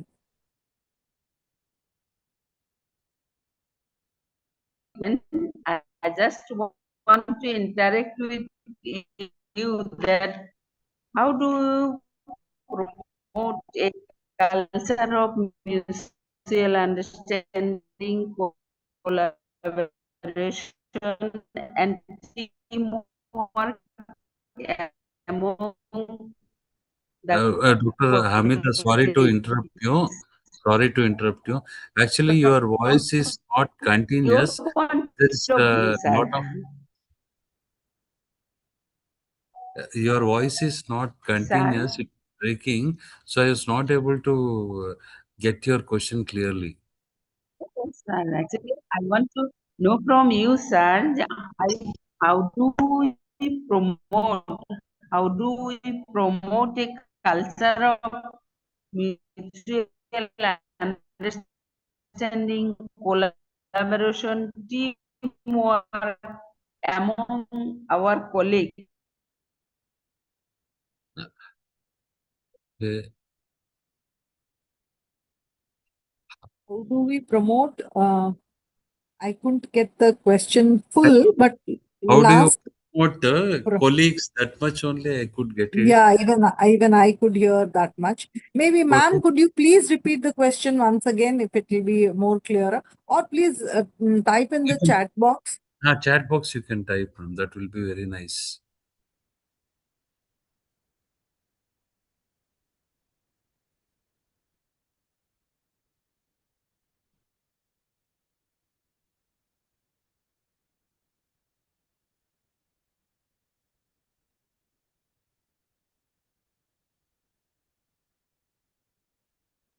Ma'am, Dr. Hamida.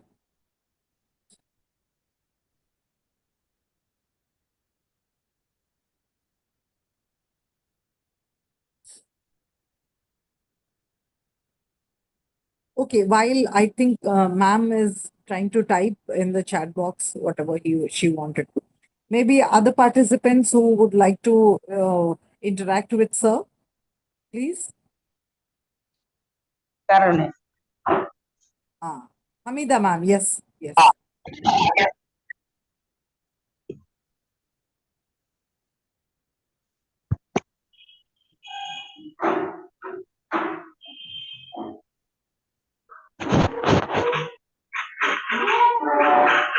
Dr. Hamida,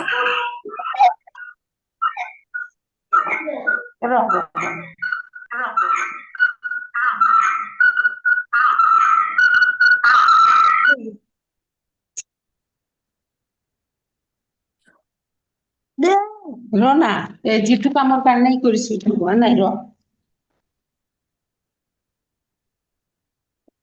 I think she has some device issues. Okay, no problem. Yes, ma'am. Am I Yes, audible ma'am. to you, sir?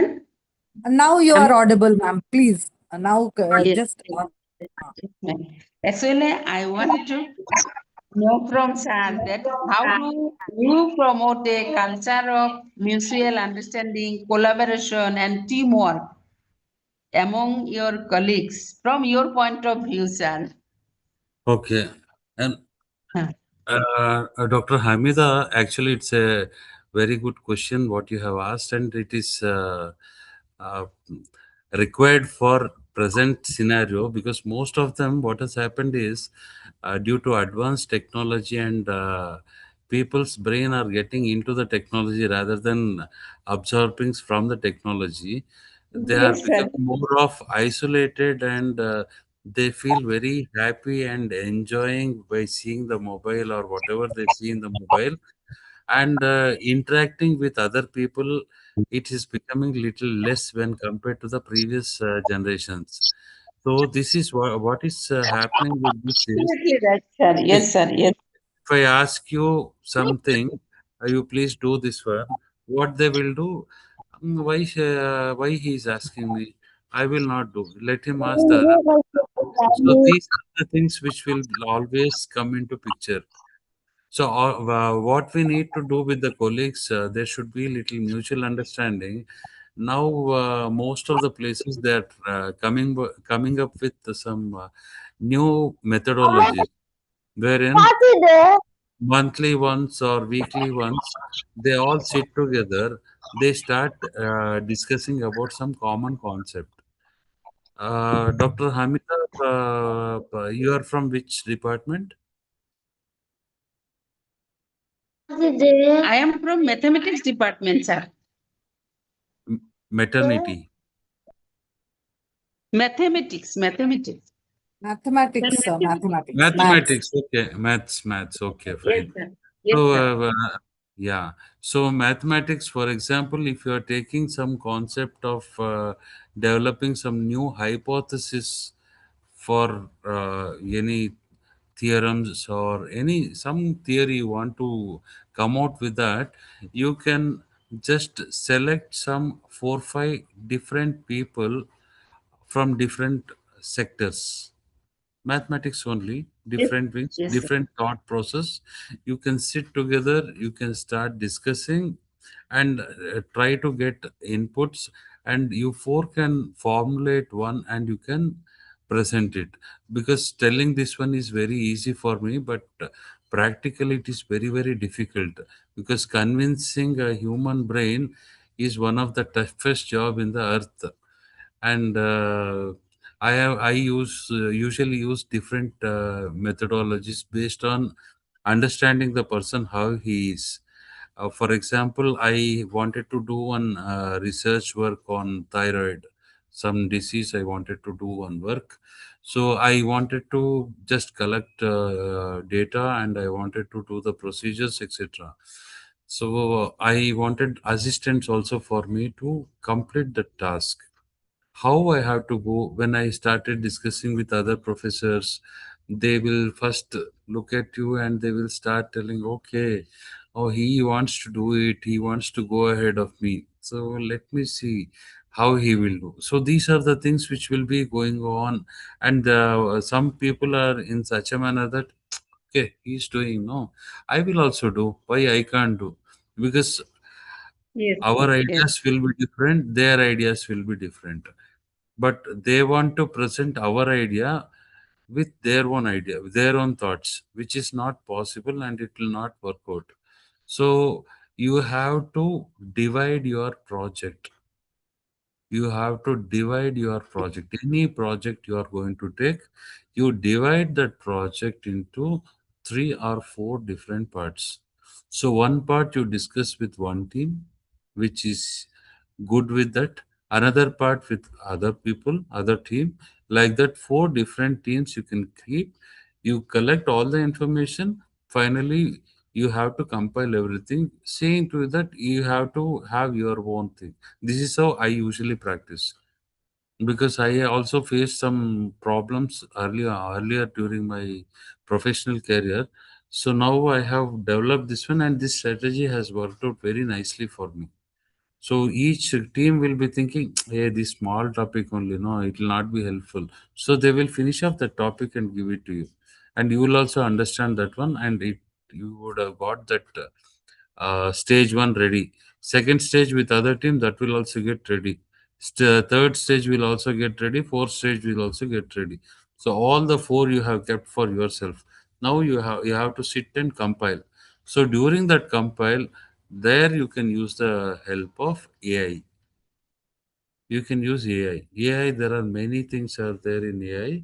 You can use any one mode. If you are not able to understand which mode I have to take, Just go to Google and type that I have to align all these things. Suggest me one particular AI to get everything done. So it will only suggest you can add all these four components at one place. You will get a single a final whatever we tell, that is your project will get ready, and that you can present it. That will be fantastic. Thank you so much, sir. You have explained very nicely with example. Thank you, sir. I am convinced, sir, with your opinion. Yeah, Okay, thank you, sir. Thank you. Thank you. thank you.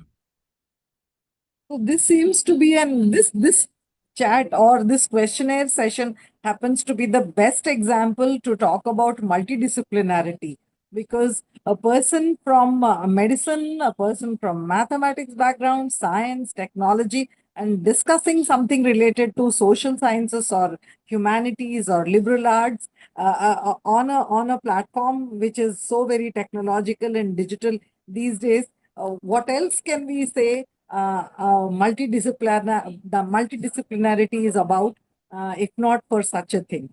Yeah, this is truly a kind of a session that we are having, which is actually apt, very much, as you said, sir, which is very much necessary in today's times.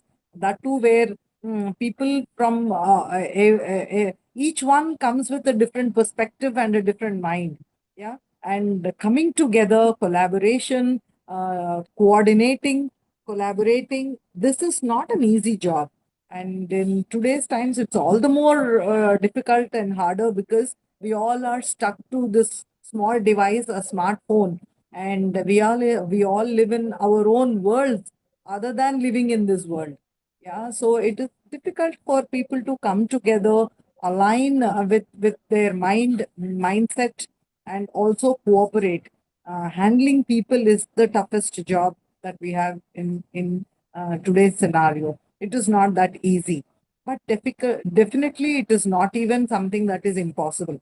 And people like you who have given us this kind of a knowledge and shared so much of information with us, you have made it look like much more easier than we actually thought of. Thank you so much for the wonderful session that we had with you, sir.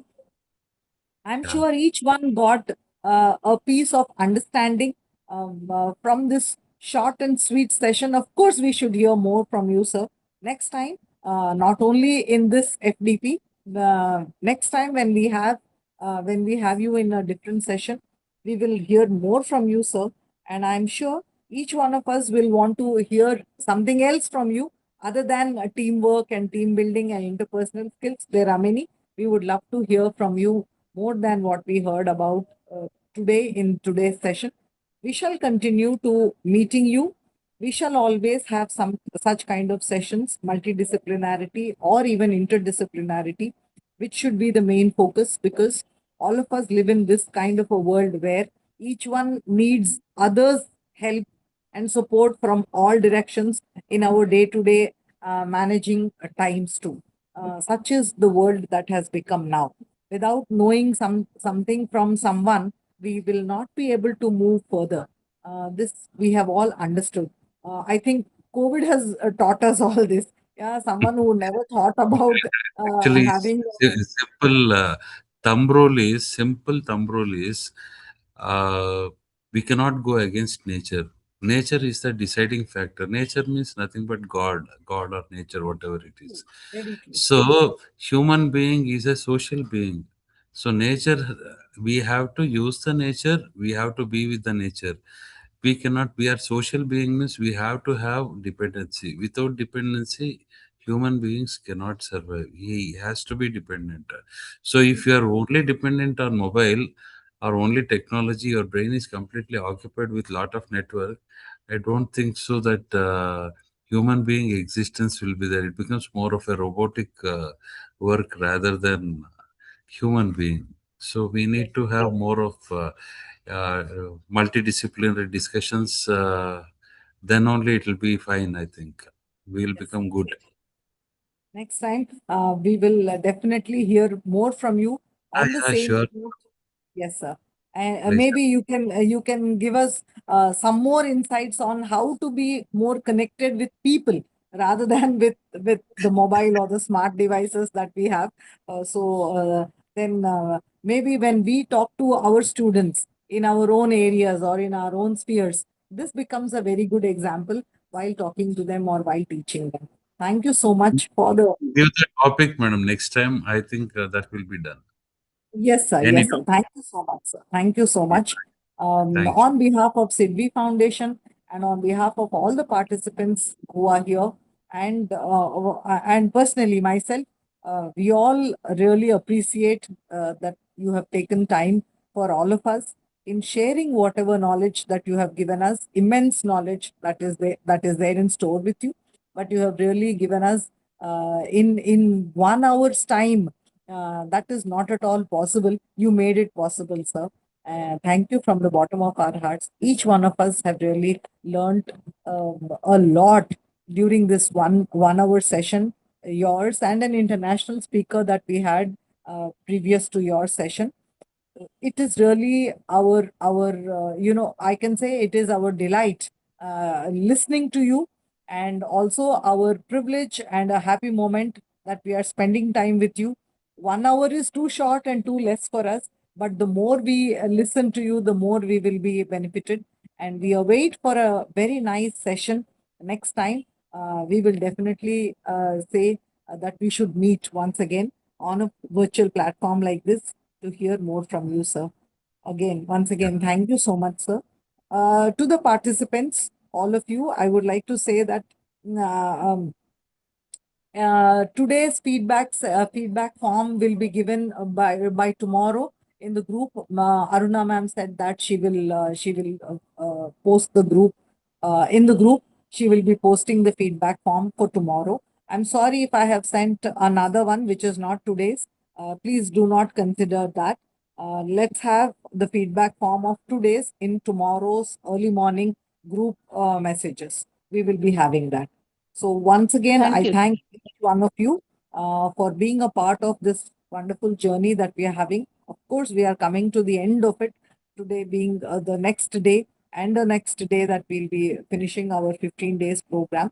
Thank you so much, sir, for all the insightful knowledge and the information that you shared with us.